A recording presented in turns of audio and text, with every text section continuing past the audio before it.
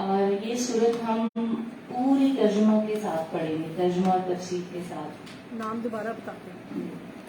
نحمده ونصلي ونسلم على رسوله الكريم اما بعد فاعوذ بالله من الشيطان الرجيم بسم الله الرحمن الرحيم رب اشرح لي صدري ويسر لي امري واحلل عقدة من لساني يفقهوا قولي اللهم افتح علينا حكمتك وانشر علينا رحمتك يا ذا الجلال والإكرام اللهم رب زدني علما وعملا نافعا كثيرا كثيرا۔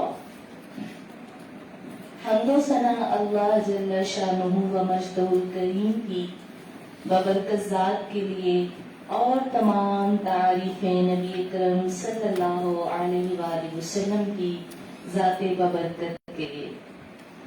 آج انشاءاللہ ہم سورہ یوسف پڑھنے لگے ہیں، اور یہ سورت جو ہے یہ مکہ مکرمہ میں نازل ہوئی ہے۔ اس سورت کا شان نزول ہے، اور اس کا شان نزول یہ ہے کہ یہودیوں کے علماء نے عرب کے سرداروں سے کہا کہ تم لوگ نبی کریم صلی اللہ علیہ وآلہ وسلم کے پاس جاؤ اور ان سے جا کر دریافت کرو کہ جو حضرت یعقوب علیہ السلام ہے، ان کی اولاد ملک شام سے مصر کس طرح پہنچی تھی، اور یہاں پر آ کر وہ کیسے آباد ہوئے، اور حضرت یوسف علیہ السلام کا واقعہ کیا ہے۔ یہ جتنی تفصیلات انہوں نے پوچھی کہ حضرت یوسف علیہ السلام کون ہیں، کیسے نبی تھے، ان کی تفصیلات ہمیں چاہیے، اور اپنے جو نبی اکرم صلی اللہ علیہ وآلہ وسلم ہیں ان سے جا کر اس کا سوال کرو۔ تو اس پر اللہ تبارک و تعالی نے سورہ یوسف نازل فرمائی۔ سبحان اللہ۔ اس میں 12 رکوع ہیں اور 111 آیتیں ہیں۔ آج انشاءاللہ یہ پوری 111 آیتیں ہم ترجمہ اور تفسیر کے ساتھ مطالعہ کریں گے۔ اور اس صورت میں سورہ یوسف اس کا نام رکھا گیا، اس کی وجہ یہ ہے کہ اس صورت میں اللہ کے نبی حضرت یوسف علیہ السلام کے حالات زندگی ہیں، ان کی سیرت مبارکہ ہے، جس کو انتہائی تفصیل سے بیان کیا گیا ہے، اور اسی مناسبت سے اس سورت کو سورہ یوسف کہا جاتا ہے۔ اس کے بارے میں ایک حدیث مبارکہ آپ کی گوش گزار کروں گی۔ حضرت عبداللہ بن عباس رضی اللہ تعالیٰ عنہ فرماتے ہیں، وہ کہتے ہیں کہ ایک دن یہودیوں کے علماء میں سے ایک عالم جو کہ تورات کا قاری تھا، یعنی وہ تورات کا عالم تھا، قاری تھا، تو وہ نبی اکرم صلی اللہ علیہ وآلہ وسلم کی بارگاہ میں حاضر ہوا، اور اس وقت نبی اکرم صلی اللہ علیہ وآلہ وسلم سورہ یوسف کی تلاوت فرما رہے تھے۔ آپ سورہ یوسف پڑھ رہے تھے، تو اس عالم نے جب سورہ یوسف سن کر وہاں پر بیٹھا اور سنا، تو اس نے عرض کی کہ اے محمد صلی اللہ علیہ وآلہ وسلم، آپ کو یہ سورت کس نے سکھائی ہے، یعنی آپ نے کہاں سے یہ سیکھی ہے؟ تو آپ نے ارشاد فرمایا اللہ تعالی نے مجھے یہ سورت سکھائی ہے۔ وہ یہودی عالم جو ہے وہ بہت حیران ہوا، اور اس نے یہودیوں کے پاس آ کر کہا کہ کیا تم جانتے ہو، خدا کی قسم محمد مصطفیٰ صلی اللہ علیہ وآلہ وسلم قرآن مجید میں ان باتوں کی تلاوت کر رہے تھے جو تورات میں نازل کی گئی ہیں، یعنی وہ سارا بیان جو تورات میں تھا حضرت یوسف علیہ السلام کا، وہ قرآن میں وہ پڑھ رہے ہیں۔ تو اس نے چنانچہ ان میں سے ایک پورا گروہ جو ہے وہ نبی اکرم صلی اللہ علیہ وآلہ وسلم کی بارگاہ میں حاضر ہوا، اور جو تورات میں انہوں نے سرکار کے اوصاف پڑھے تھے ان اوصاف کو دیکھا، انہوں نے جو مہر نبوت تھی اس کی زیارت کی، اور سورہ یوسف سنی، اور سورہ یوسف سن کر وہ پورا گروہ جو ہے وہ اسلام لے آیا۔ سبحان اللہ۔ تو آج ہم یہ احسن القصص ہے، بہترین جتنے واقعات ہم نے پڑھے ہیں ان سب واقعات میں یہ سب سے بہترین واقعہ ہے جس کو اللہ تبارک و تعالی نے احسن القصص فرمایا ہے۔ بسم اللہ الرحمن الرحیم۔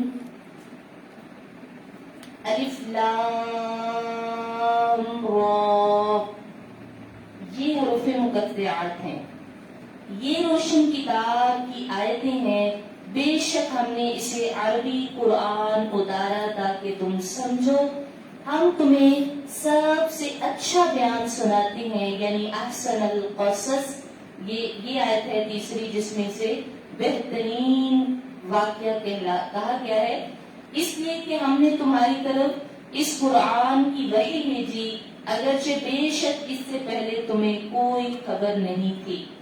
یعنی اے حبیب صلی اللہ علیہ وآلہ وسلم، ہم آپ کے سامنے سابقہ جتنی امتیں اور زمانے گزرے ہیں ان تمام زمانوں میں جو سب سے اچھا واقعہ بیان کرنے لگے ہیں وہ یہ واقعہ سورہ یوسف ہے۔ اچھا، بہت سی عجیب و غریب حکمتیں ہیں اس میں، اس لیے اسے احسن القصص کہا گیا ہے۔ اس میں دین و دنیا کے فوائد ہیں، اس میں بادشاہوں کی بات ہے، رعایا کی بات ہے، علماء کے احوال ہیں، اور عورتوں کی عادات کا ذکر ہے، دشمنوں کی ایذاؤں پر صبر کا ذکر ہے، اور ان پر قابو پانے کے بعد ان سے درگزر کرنے کا نفیس بیان سورہ یوسف میں دیا گیا ہے، اس لیے اسے احسن القصص فرمایا گیا ہے۔ اچھا، اس میں جو کہ پوری زندگی میں انسان کے اوپر کیسے کیسے مراحل آتے ہیں، یعنی ایک انسان کتنے مراحل سے گزرتا ہے، اور پہلے وہ اپنے باپ کا نور نظر ہوتا ہے، لاڈلا ہوتا ہے، اور پھر ایک وقت آتا ہے کہ اسے لوگ ایک بازار میں بیچتے ہیں، اور پھر ایک وقت آتا ہے کہ وہ صبر کر کے ایک سلطنت کا بادشاہ بن جاتا ہے۔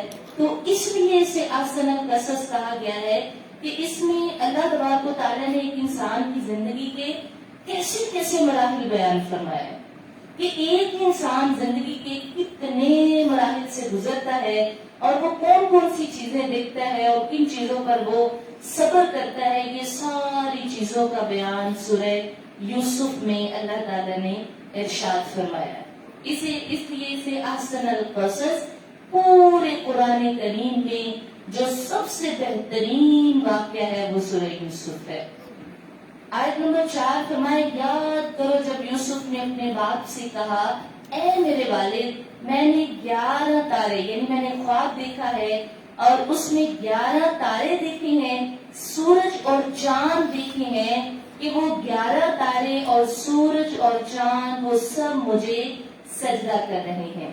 مفسرین نے یہ واقعہ یوں بیان کیا ہے کہ حضرت یوسف علیہ السلام نے خواب دیکھا، اور آپ نے خواب کیا دیکھا کہ آسمان سے 11 ستارے اترے ہیں، اور ان کے ساتھ سورج بھی ہے، چاند بھی ہے، اور ان سب نے آپ کو یعنی حضرت یوسف کو سجدہ کیا ہے۔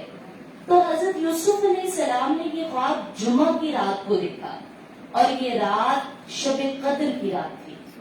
حضرت قتادہ رضی اللہ تعالیٰ عنہ فرماتے ہیں کہ وہ جو خواب میں دیکھے گئے ستارے تھے وہ آپ کے 11 بھائی تھے۔ حضرت یعقوب علیہ السلام کی ایک بیوی سے 10 بیٹے تھے، اور دوسری بیوی جن کا نام راحیل تھا ان سے 2 بیٹے، یعنی حضرت یوسف علیہ السلام اور حضرت بنیامین، یہ 2 سگے بھائی تھے، اور باقی جو 10 تھے وہ دوسری بیوی سے تھے، تو ٹوٹل یہ 12 بیٹے ہو گئے۔ تو آپ کی حضرت یوسف کی جو والدہ ماجدہ ہے ان کا نام راحیل ہے، اور چونکہ ان کا بہت جلدی انتقال ہو چکا تھا، اس لیے آپ یہ جو خواب میں آپ نے چاند دیکھا یعنی سورج اور چاند، تو سورج سے مراد حضرت یعقوب علیہ السلام تھے، اور چاند سے مراد آپ کی خالہ تھی، کہ ماں کے بعد خالہ۔ تو سجدہ کرنے سے مراد ایک قول یہ ہے کہ سب آپ کے سامنے تواضع اور فرما برداری کر رہے تھے، اور چونکہ اس وقت ان کی شریعت میں سجدہ تحیّد یعنی سجدہ تعظیمی جائز تھا، اس لیے ہو سکتا ہے کہ اس خواب سے مراد وہ سجدہ تعظیمی ہو۔ آیت نمبر 5 دیکھیے، کہا کہ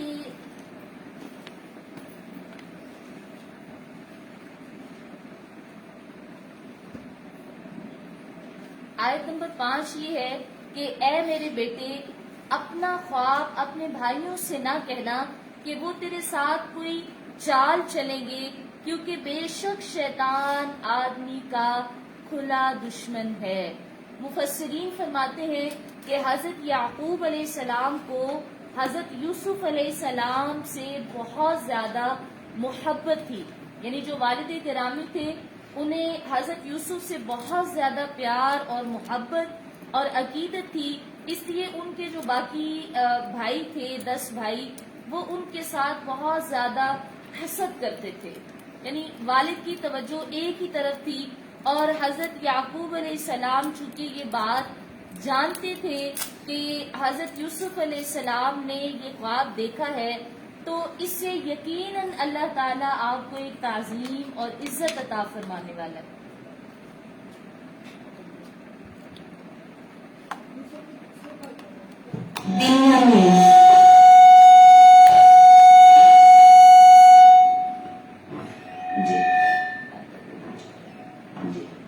بنیامین نام تھا دوسرے بھائی کا۔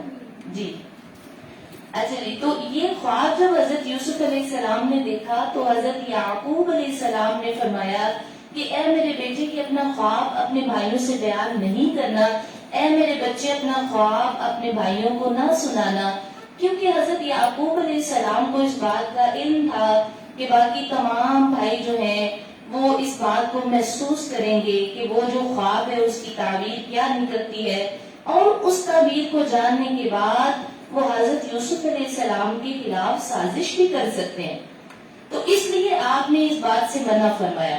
آپ کو معلوم ہے اس آیت سے ہمارے لیے جو سب سے بڑا درس ہے وہ یہ کہ جب ہم اچھا خواب دیکھیں، اپنے لیے بھلائی کا خواب دیکھیں، تو اسے اچھے لوگوں سے جو ہے وہ کسی ایسے بندے کے ساتھ شیئر کریں جو آپ سے محبت کرتا ہے، جو آپ کا خیال رکھتا ہے۔ بخاری و مسلم شریف کی حدیث مبارکہ ہے کہ نبی اکرم صلی اللہ علیہ وآلہ وسلم نے ارشاد فرمایا، اچھا خواب اللہ کی طرف سے ہوتا ہے، اچھا خواب اللہ کی طرف سے ہوتا ہے۔ جب تم میں سے کوئی بہت اچھا خواب دیکھے تو اسے چاہیے وہ اس سے ذکر کرے جو اس سے محبت رکھتا ہے، اور جب کوئی ایسا خواب دیکھو جو تمہیں ناپسند ہوا، جس سے تم ڈر گئے اور تمہیں برا لگا، تو لہٰذا ایسا خواب دیکھتے ہی تم شیطان کے شر سے محفوظ ہونے کے لیے تعوذ پڑھ لو، اور اپنی بائیں طرف 3 بار تم تھتکار دو، یعنی تھوک پھینک دو 3 بار، جیسے ہم تھوکتے ہیں اس طرح سے، اور اس خواب کو کسی سے بیان نہ کرو، تو انشاءاللہ وہ خواب تمہیں کوئی نقصان نہیں دے گا۔ یہ بخاری مسلم شریف کی حدیث مبارکہ میں ہمیں سکھایا گیا، اور یہی بات حضرت یعقوب علیہ السلام نے حضرت یوسف سے فرمائی کہ اب بظاہر جو خواب دیکھا کہ 11 جو ستارے ہیں اور وہ چاند اور سورج ہیں وہ آپ کو سجدہ کر رہے ہیں، تو اس کا مطلب یہ تھا کہ اللہ آپ کو تعظیم دے گا، عزت دے گا، شان دے گا، رفعت دے گا، اور اگر اس بات کا علم ان بھائیوں کو ہو جاتا تو وہ اور زیادہ حسد کرتے، وہ اور زیادہ اس چیز میں بھر جاتے۔ آیت نمبر 6 کا ترجمہ پڑھتے ہیں، اسی طرح تجھے تیرے رب نے چن لیا اور تجھے باتوں کا انجام نکالنا سکھائے گا، سبحان اللہ، اور تجھ پر اپنی نعمت پوری کرے گا، اور یعقوب کے گھر والوں پر جس طرح تیرے پہلے دونوں باپ دادا ابراہیم اور اسحاق پر اللہ نے اپنی نعمت پوری کی تھی، بے شک تیرا رب علم والا اور حکمت والا ہے۔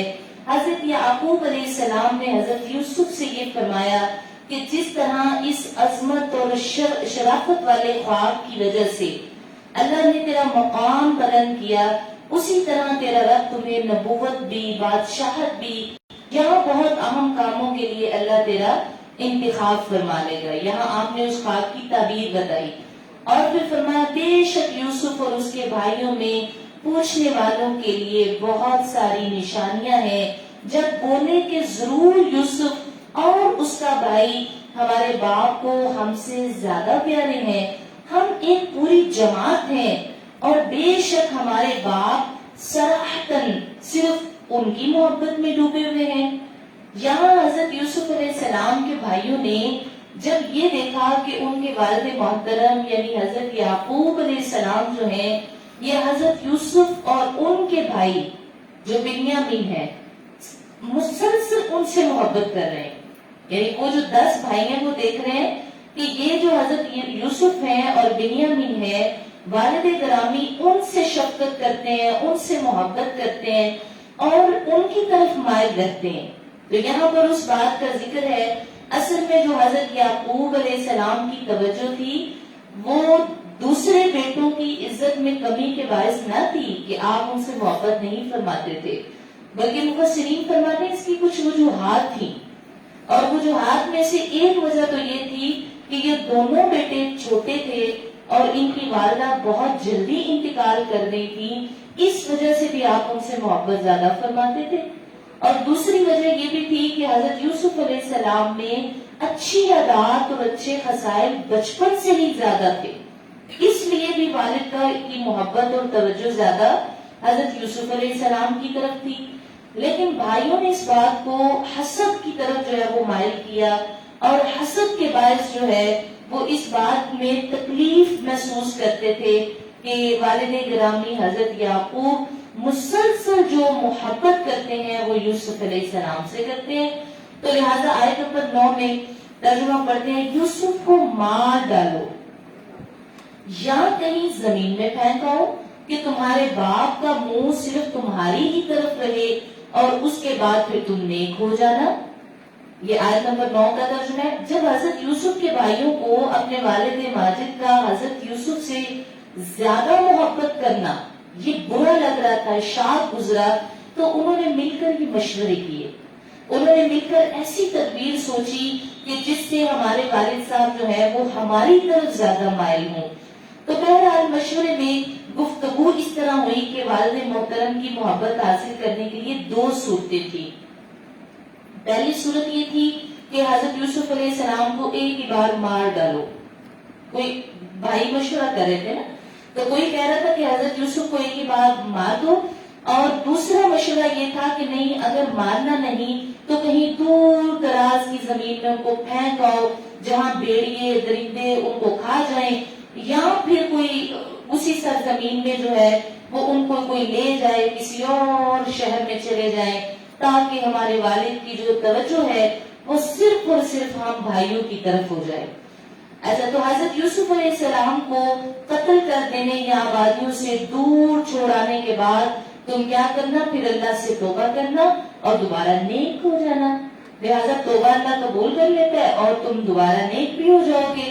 اچھا، یہ سارے مشورے ہو رہے تھے. آیت نمبر 10، ان میں ایک کہنے والا بولا یوسف کو مارو نہیں اور اسے اندھے یعنی بہت گہرے کنویں میں ڈال دو کہ کوئی راہ چلتا کوئی مسافر آئے اور اسے آ کر لے جائے، اگر تمہیں یہ کرنا ہی ہے.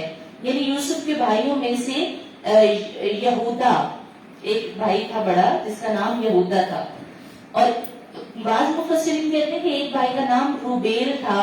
تو ان دونوں میں سے کسی نے یہ مشورہ دیا کہ یوسف علیہ السلام کو قتل نہ کرو، ہاں ایسا کرو کہ انہیں تاریک کنویں کے اندر رکھ دو، انہیں ڈال دو، کوئی مسافر وہاں سے گزرے اور انہیں کسی دوسرے ملک میں لے جائے. اس سے ہمارا مقصد بھی پورا ہو جائے گا کہ نہ وہ یہاں رہیں گے اور نہ والد صاحب کی نظر کا جو ہے وہ حصہ بنیں گے.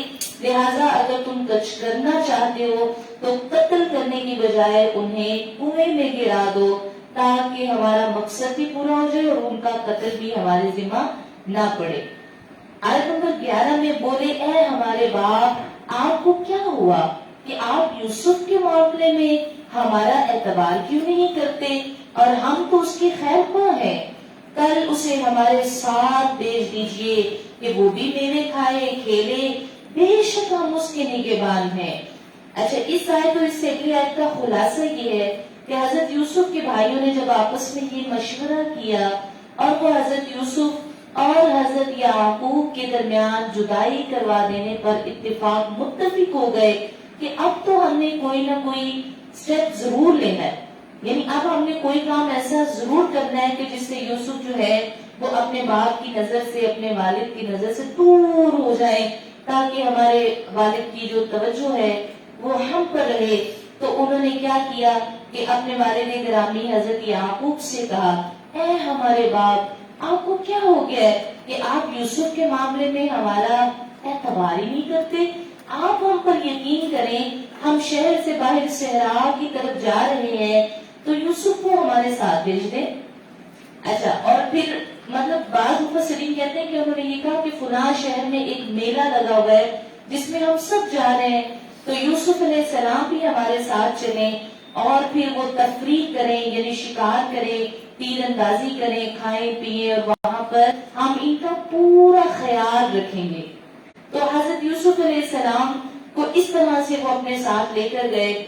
قال, آیت نمبر 13 میں ہے کہ بے شک بولے, یعنی حضرت یعقوب نے کہا کہ مجھے رنج دے گا, یعنی میں غم میں پڑ جاؤں گا کہ تم میرے بیٹے کو لے جاؤ گے. حضرت یعقوب علیہ السلام نے, تو مجھے بڑی تکلیف ہوگی کہ تم انہیں لے جاؤ گے, اور ڈرتا ہوں اس بات سے کہ اسے کہیں بھیڑیا نہ کھا لے اور تم اس سے بے خبر رہو. اس آیت کا خلاصہ یہ ہے کہ جب حضرت یوسف علیہ السلام کے بھائیوں نے حضرت یوسف کو ساتھ بھیجنے کا مطالبہ کیا کہ آپ ہمیں لے کے جا رہے ہیں, آپ ان کو ساتھ بھیج دیں, تو حضرت یعقوب علیہ السلام نے حضرت یوسف کو ان کے ساتھ نہ بھیجنے کی 2 وجوہات بیان فرمائی. یعنی یہ آیت ہمیں بتا رہی, آپ نے فرمایا ایک تو تمہارا حضرت یوسف کو ساتھ لے جانا اور حضرت یوسف کا تمہارے ساتھ چلے جانا یہ مجھے غمگین کر دے گا. یعنی وہ اتنے نور نظر تھے, اتنے پیارے تھے, اتنے لاڈلے تھے کہ والد گرامی تھوڑی دیر کی بھی جدائی جو ہے وہ برداشت نہیں کر پا رہے, اور کہا کہ تم ان کو ساتھ لے جاؤ گے تو میں اتنا پریشان رہوں گا کہ جب تک یہ واپس نہ آ جائے مجھے بالکل سکون نہیں آئے گا. ایک وجہ یہ, اور دوسری وجہ یہ ہے کہ کہیں ایسا نہ ہو کہ تم سارے بھائی اپنے کھانے پینے میں, کھیل کود میں مصروف ہو جاؤ, اور یوسف چونکہ سب سے چھوٹے ہیں اپنا خیال بھی نہیں رکھ سکتے, تو ایسا نہ ہو کہ کوئی بھیڑیا, کوئی درندہ وہاں آئے اور حضرت یوسف علیہ السلام کو کھا نہ جائے. مجھے اس بات کا ڈر ہے, خوف ہے, اس لیے میں یوسف کو تمہارے ساتھ بھیجنا نہیں چاہتا. اچھا, تو پھر وہ بولے, آیت نمبر 14 میں فرمایا, بولے اگر اسے بھیڑیا کھا جائے تو ہم تو پوری ایک جماعت ہیں, تو ہم جو ہیں وہ کس کام کے ہیں اگر ہم یوسف علیہ السلام کو بچا نہیں سکیں گے.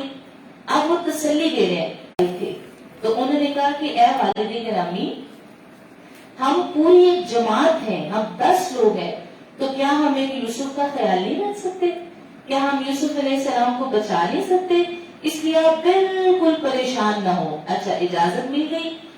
پھر آیت نمبر 15 دیکھیے, پھر جب اسے لے گئے اور سب کی رائے یہی ٹھہری کہ اسے اندھے کنویں میں ڈال دیں, اور ہم نے اسے وحی بھیجی کہ ضرور تو انہیں ان کا یہ کام جتا دے گا ایسے وقت کہ وہ نہیں جانتے ہوں گے. جب حضرت یعقوب نے حضرت یوسف کو ان کے بھائیوں کے ساتھ بھیج دیا تو جب تک حضرت یعقوب انہیں دیکھتے رہے تب تک تو وہ حضرت یوسف کو اپنے کندھوں پر سوار کرتے رہے. یعنی جب شہر سے باہر نکل رہے تھے تو حضرت یعقوب علیہ السلام دروازے تک دیکھتے رہے کہ حضرت یوسف کو کس طرح سے لے کے جایا جا رہا ہے. تو وہ سارے بھائی جو ہیں وہ کوئی ایک کندھوں پہ اٹھاتا, کوئی دوسرا اٹھاتا, کبھی تیسرا اٹھاتا, تو پوری عزت و احترام کے ساتھ وہ لے کر گئے. لیکن جب دور نکل گئے اور حضرت یعقوب کی نظروں سے غائب ہو گئے تو انہوں نے حضرت یوسف علیہ السلام کو زمین پر مارا, یعنی زور سے جو ہے وہ مارا زمین پر, اور جو غصہ تھا, جو عداوت تھی, جو نفرت تھی, وہ ساری کی ساری ظاہر ہو گئی. ٹھیک ہے, تو حضرت یوسف علیہ السلام جس کی طرف جاتے تھے وہ آپ کو تانے دیتا, مارتا اور کہتا کہ تم ہی وہ ہو کہ جس نے ہمارے والد کی ساری جو توجہ اور محبت ہے وہ ہم سے چھین لی ہے.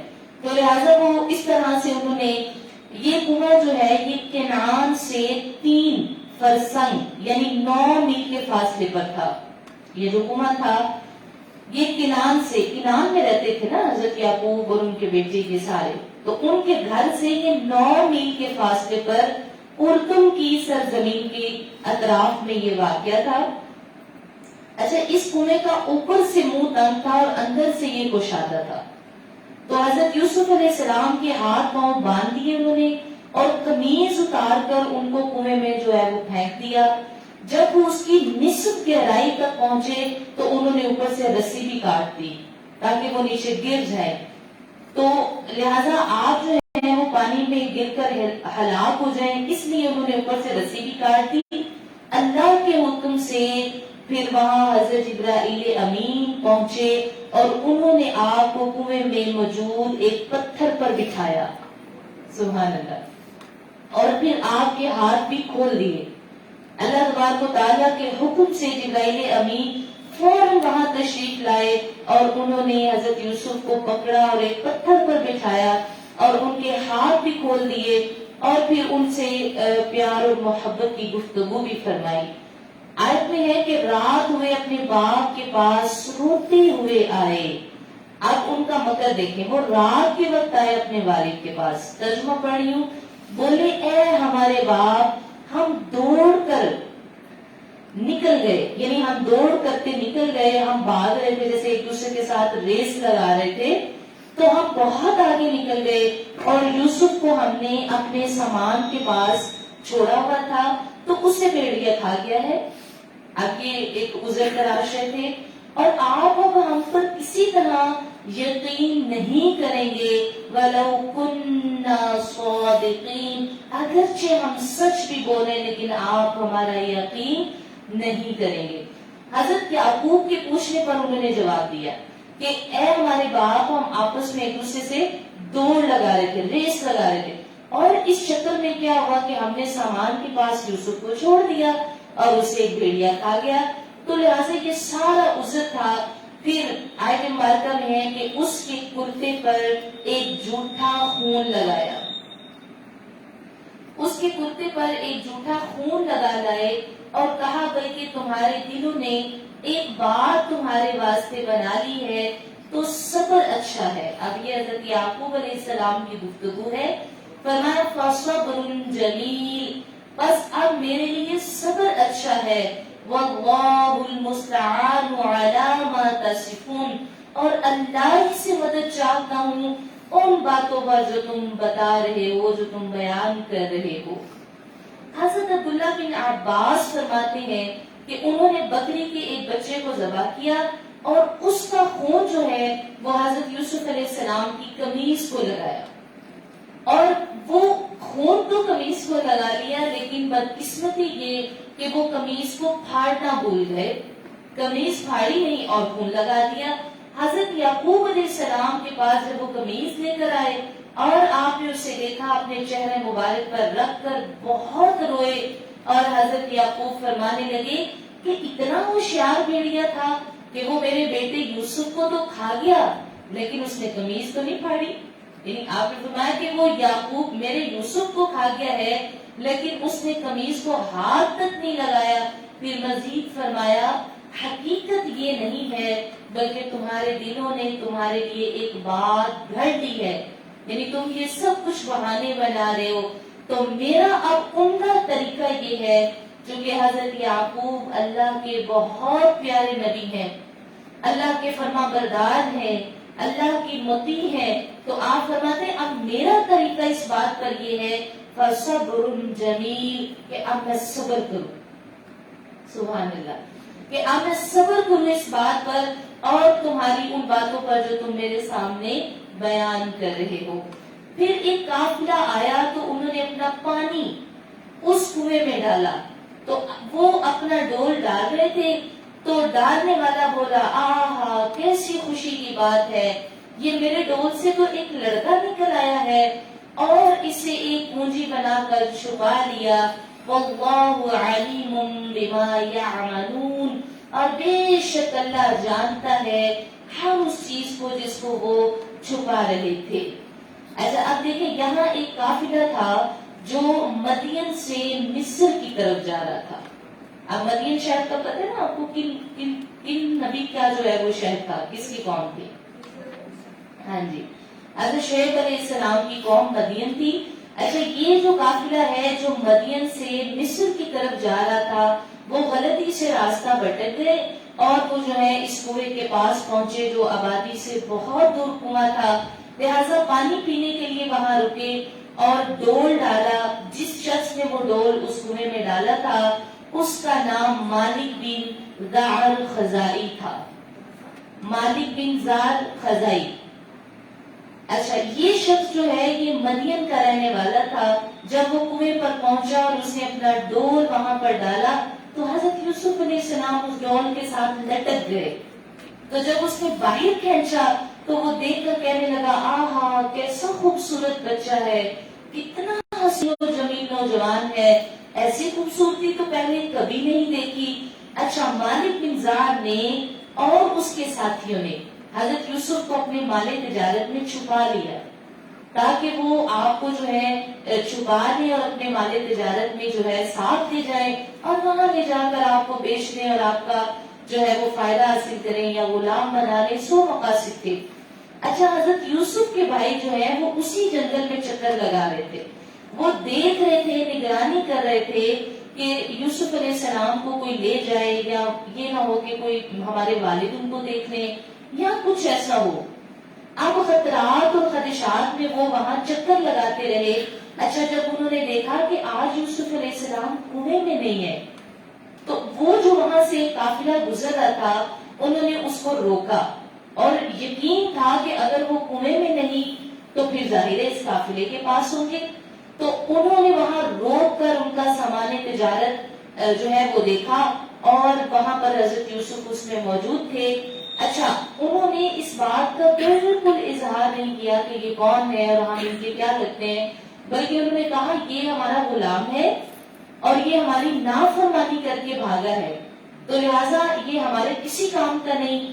اگر تم ان کو اپنے ساتھ لے جانا چاہتے ہو تو ہم ان کو بیچ دیں گے, تم ایسا کرو ان کی ہمیں قیمت ادا کر دو اور ان کو ساتھ لے جاؤ.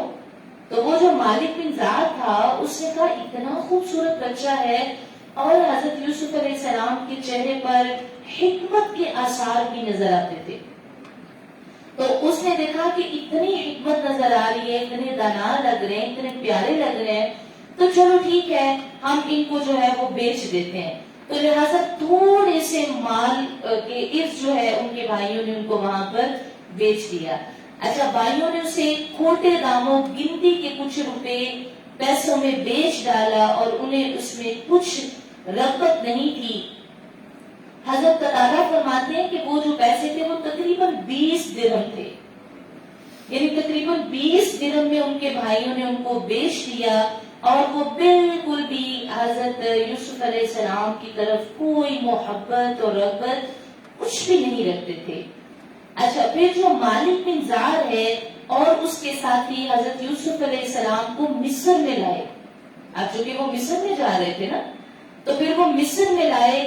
اس زمانے میں جو مصر کا بادشاہ تھا اس کا نام تھا ریان بن ولید, یہ مصر کا بادشاہ تھا. اچھا اور یہ اس کو عزیز مصر کہتے تھے. ریان بن ولید اس کا نام تھا جو مصر کا بادشاہ تھا اور وہ بادشاہ کا وزیر اعظم تھا جب حضرت یوسف علیہ السلام, اس کو عزیز مصر اس کا جو لقب ہے یہ بہت مشہور تھا. تو جب حضرت یوسف علیہ السلام کو مصر کے بازار میں بیچنے کے لیے کھڑا کیا گیا تو جو کوئی شخص حضرت یوسف علیہ السلام کو دیکھتا تھا اس کے دل میں ان کی محبت پیدا ہو جاتی تھی, کیونکہ حضرت یوسف علیہ السلام بہت حسین تھے, بہت خوبصورت تھے. تو جب بھی ان کو لوگ آ رہے تھے دیکھ رہے تھے تو ہر کسی کا دل چاہ رہا تھا کہ یہ بچہ ہم خرید لیں. اچھا جب پورے شہر میں شور مچ گیا کہ اتنا خوبصورت بچہ ہے اور اس کو خریدنا ہے تو ہر کوئی جو ہے وہ ان کی قیمت بڑھانا شروع کر دی. یہ جو آتا وہ پہلے والے سے قیمت زیادہ بتاتا کہ میں اتنی دوں گا, میں اتنی دوں گا. اچھا پھر آگے جب وہاں بہت لوگ اکٹھے ہو گئے اور قیمت بھی بڑھنا شروع ہو گئی تو یہاں تک کہ آپ کے وزن کے برابر سونا اور اتنی ہی چاندی, اتنی ہی مشک یعنی بہت مہنگی خوشبو اور اتنی ہی ریشم جو ہے وہ آپ کی قیمت مقرر ہوئی.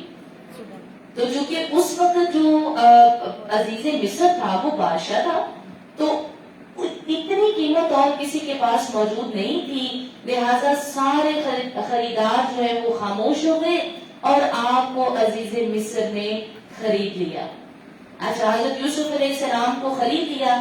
اب مصر کے جس شخص نے اسے خریدا یعنی عزیز مصر نے, آیت نمبر 21 کا ترجمہ پڑھ رہی ہوں, وہ اپنی بیوی سے جا کر بولا کہ انہیں عزت سے رکھ، شاید ان سے ہمیں نفع پہنچے یا ان کو ہم اپنا بیٹا بنا لیں.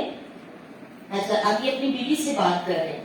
اور اسی طرح ہم نے یوسف کو اس زمین میں جماؤ دیا، اور اس لیے کہ اسے باتوں کا انجام سکھائیں. اللہ اپنے کام پر غالب ہے. وَلَٰكِنَّ أَكْثَرَ النَّاسِ لَا يَعْلَمُونَ، لیکن بہت سارے لوگ اس بات کو نہیں جانتے. یعنی مصر کے جس شخص نے، عزیز مصر نے یوسف علیہ السلام کو خریدا، وہ اپنی بیوی سے جا کر، یعنی بیوی کا نام تھا زلیخا، اور وہ اپنی بیوی زلیخا سے جا کر کہنے لگا کہ یہ میں بچہ خرید کر لایا ہوں، اور اس بچے کو تم اپنے پاس رکھو اور نفیس لباس پہناؤ، اچھی خوراک دو اور اچھی طرح اسے اپنے گھر میں رکھو، کیونکہ مجھے اس کے اندر سے ایک گنائی نظر آ رہی ہے. تو ہو سکتا ہے کہ میری سلطنت کے کاموں میں، میری حکومت کے کاموں میں میری مدد کرے. اور لہذا اس نے اس لیے بھی کہا کہ شاید ہم اسے اپنا بیٹا بنا لیں.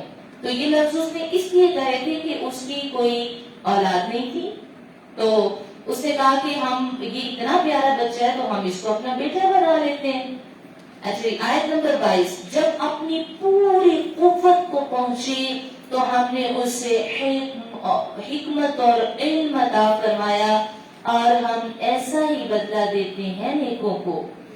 حضرت یوسف علیہ السلام جب اپنی پوری جوانی کو، قوت کو، شباب کو پہنچے تو اللہ تبارک و تعالی نے، یعنی یہ تقریباً 18 سے 30 کے درمیان کی عمر کا یہ سارا واقعہ ہے کہ جب آپ اپنی عمر کو پہنچے تو اللہ تعالیٰ نے آپ کو جو علم تعبیر ہے وہ عطا فرمایا. یہاں سے جو علم کی بات ہے وہ علم تعبیر عطا فرمایا، اور بعض کہتے ہیں کہ آپ کو نبوت کا علم بھی شاید اسی وقت عطا کیا گیا. آیت نمبر 23 ہے، اور وہ جس عورت کے گھر میں تھا، یعنی زلیخا کے، اس نے لبھایا کہ اپنے آپ کو وہ روک نہ سکی اور سب دروازے بند کر دیے، اور کہنے لگی کہ آؤ میری طرف، میں تم سے کہتی ہوں. تو حضرت یوسف کہنے لگے اللہ کی پناہ، وہ تو عزیز، یعنی جو تیرا شوہر ہے وہ تو میرا پرورش کرنے والا ہے، اس نے مجھے اچھی طرح رکھا، تو بے شک ظالموں کا بھلا نہیں ہوتا. یعنی میں اپنے پالنے والے کے گھر میں خیانت نہیں کر سکتا. حضرت یوسف کی انتہائی پاک دامنی بیان فرمائی جا رہی ہے اس آیت میں. آپ کی عفت اور عصمت کا بیان ہے کہ حضرت یوسف انتہائی حسین و جمیل تھے. جب زلیخا نے دیکھا کہ آپ اتنے حسین ہیں اور آپ جوان بھی ہو رہے ہیں اور آپ اتنے پیارے ہیں، تو اس کے دل میں لالچ آیا. اور جب حضرت یوسف چونکہ اسی کے گھر میں رہتے تھے اور وہیں پر رہائش پذیر تھے جہاں زلیخا رہتی تھی، تو جس روز اسے موقع ملا اس نے حضرت یوسف علیہ السلام کو ان کے مقدس نفس کے خلاف پھسلانے کی کوشش کی. اور وہ اس طرح کہ اس نے زلیخا کے مکان میں، چونکہ جو گھر تھا اس کا محل تھا، اس میں 7 دروازے تھے. زلیخا کے محل میں 7 دروازے تھے، اور زلیخا نے وہ 7 دروازے بند کر دیے اور حضرت یوسف علیہ السلام سے کہا کہ میری طرف آؤ، میں تم سے یہ کہہ رہی ہوں. تو حضرت یوسف علیہ السلام نے اس کی بات سنی تو آپ نے فرمایا میں اللہ کی پناہ چاہتا ہوں اور میں اسی سے اپنی حفاظت کا طلبگار ہوں، وہ مجھے اس برائی سے محفوظ کر دے جس کی تو طلبگار ہے. جب آپ نے یہ الفاظ کہے اور کہا بے شک جو عزیز مصر ہے وہ تو میرا بادشاہ ہے، میرا رب. ایک رب کا لفظ ایک ہوتا ہے پالنے والا، تو یہاں رب کا لفظ استعمال ہوا اس آیت میں. تو اسے مانا یہ ہے کہ اس نے مجھے پالا ہے، میں چھوٹا سا تھا تو اس نے مجھے جوان کیا ہے. اب اس کا بدلہ میں یہ دوں کہ میں اس کے گھر والوں سے خیانت کروں؟ اگر میں ایسا کروں تو میں ظالموں میں سے ہو جاؤں، لہذا میں ایسا عمل نہیں کر سکتا.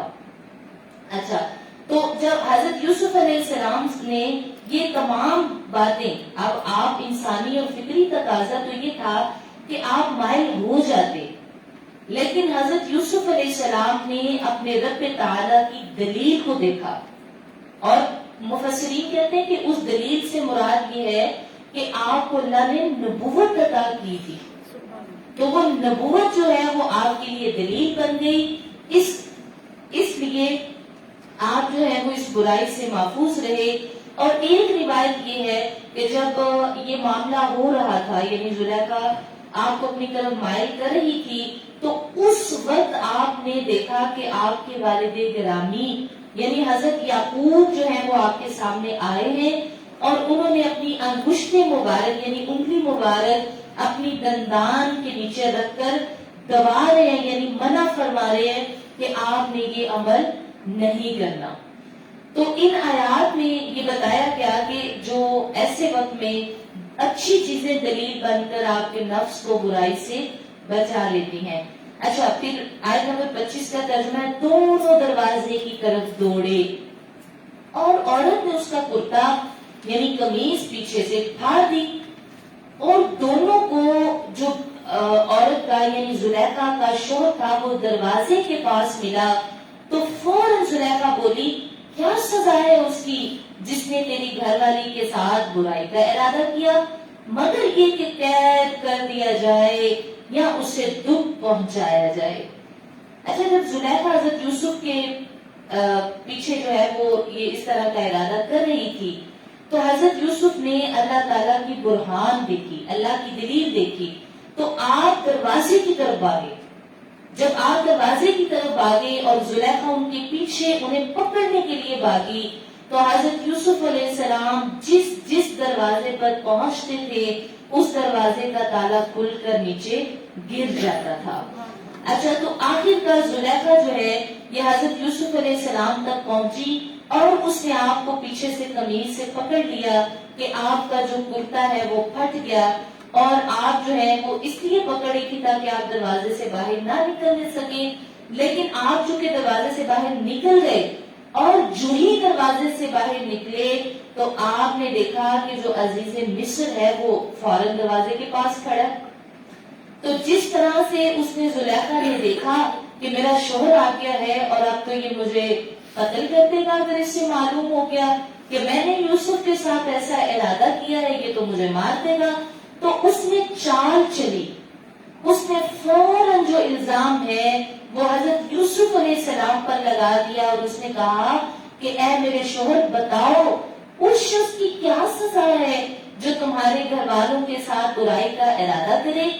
اچھا، اتنا کہنا زلیخا کو یہ اندیشہ ہوا تھا کہ شاید جو عزیز مصر ہے وہ تیش میں آ کر کہیں حضرت یوسف کو قتل نہ کرا دے، اس لیے اس نے یہ جملہ بھی کہا کہ اس کی سزا یہ ہے کہ آپ اس کو قید کرا دو، یعنی یہ قید کا لفظ اس نے خود ہی سزا بتائی نا اپنے شوہر کو کہ آپ اسے قید کرا دو یا اسے کوڑے مارے جائیں، جس نے آپ کی بیوی کے ساتھ ایسا ارادہ کیا ہے۔ کہ اس عورت کی ایک چال تھی جس کا ذکر اس آیت میں ہے۔ اچھا، جب حضرت یوسف علیہ السلام نے یہ دیکھا کہ زلیخا الٹا آپ پر الزام لگا رہی ہے اور آپ کے لیے قید و سزا کی صورت پیدا کر رہی ہے، تو آپ نے اپنی برات کا اظہار فرمایا، یعنی آپ نے حقیقت حال کو بیان کرنا ضروری سمجھا۔ یہاں پر آپ نے فرمایا کہ یہ مجھ سے برے فعل کا ارتکاب کر رہی تھی جبکہ میں نے ان کو انکار کیا ہے اور میں ان سے بھاگ رہا تھا۔ تو عزیز نے کہا، جو عزیز مصر تھا وہ کہنے لگا، میں کیسے یقین کروں آپ کی بات کا، اب مجھے نہیں سمجھ آ رہی کہ میں زلیخا پر یقین کروں یا یوسف پر یقین کروں۔ تو حضرت یوسف علیہ السلام نے فرمایا، اچھا آپ ایسا کرے کہ اس گھر میں ایک 4 مہینے کا بچہ ہے جو کہ جھولے میں جھول رہا ہے، آپ اس سے پوچھیں کہ ہم میں سے سچا کون ہے۔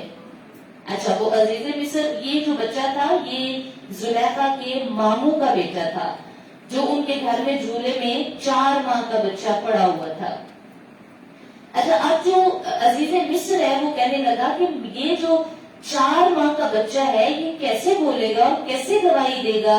حضرت یوسف علیہ السلام نے فرمایا کہ اللہ اس کو گویائی عطا فرمائے گا اور میری بے گناہی کی شہادت ادا کرنے پر اسے قادر فرما دے گا۔ سبحان اللہ۔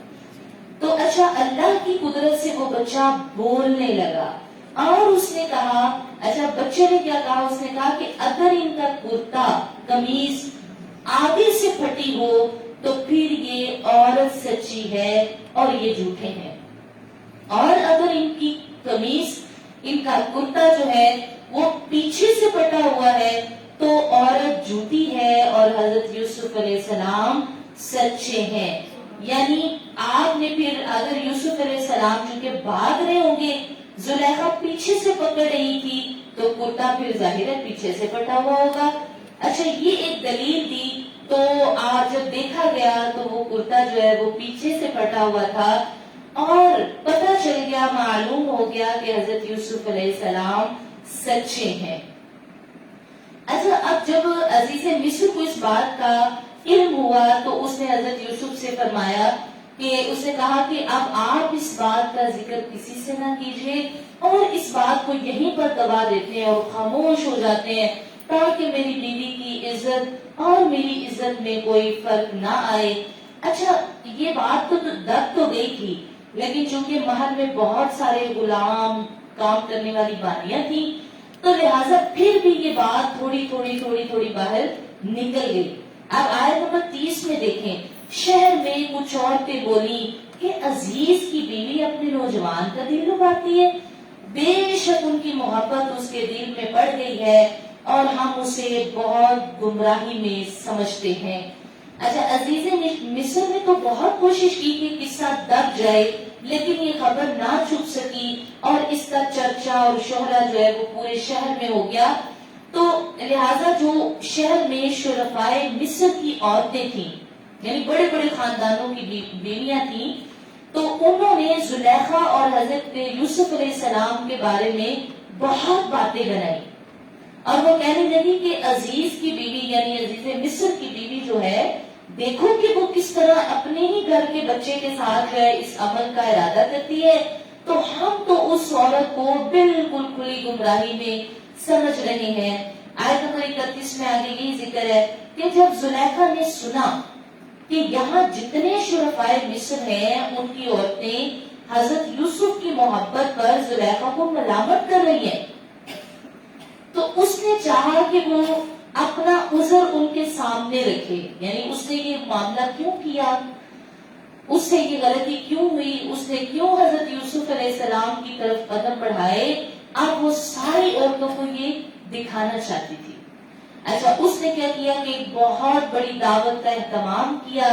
اس دعوت میں اس نے بڑے بڑے خاندانوں کی 40 عورتوں کو بلایا اور اس نے بڑے اچھے کھانے اور بڑے اچھے پھل اور میوے جو ہیں ان کے سامنے رکھے، دسترخوان لگایا اور ہر عورت کے ہاتھ میں ایک ایک چھری دی تاکہ وہ اس چھری سے اب میوے اور گوشت کو کاٹ کر کھا سکے۔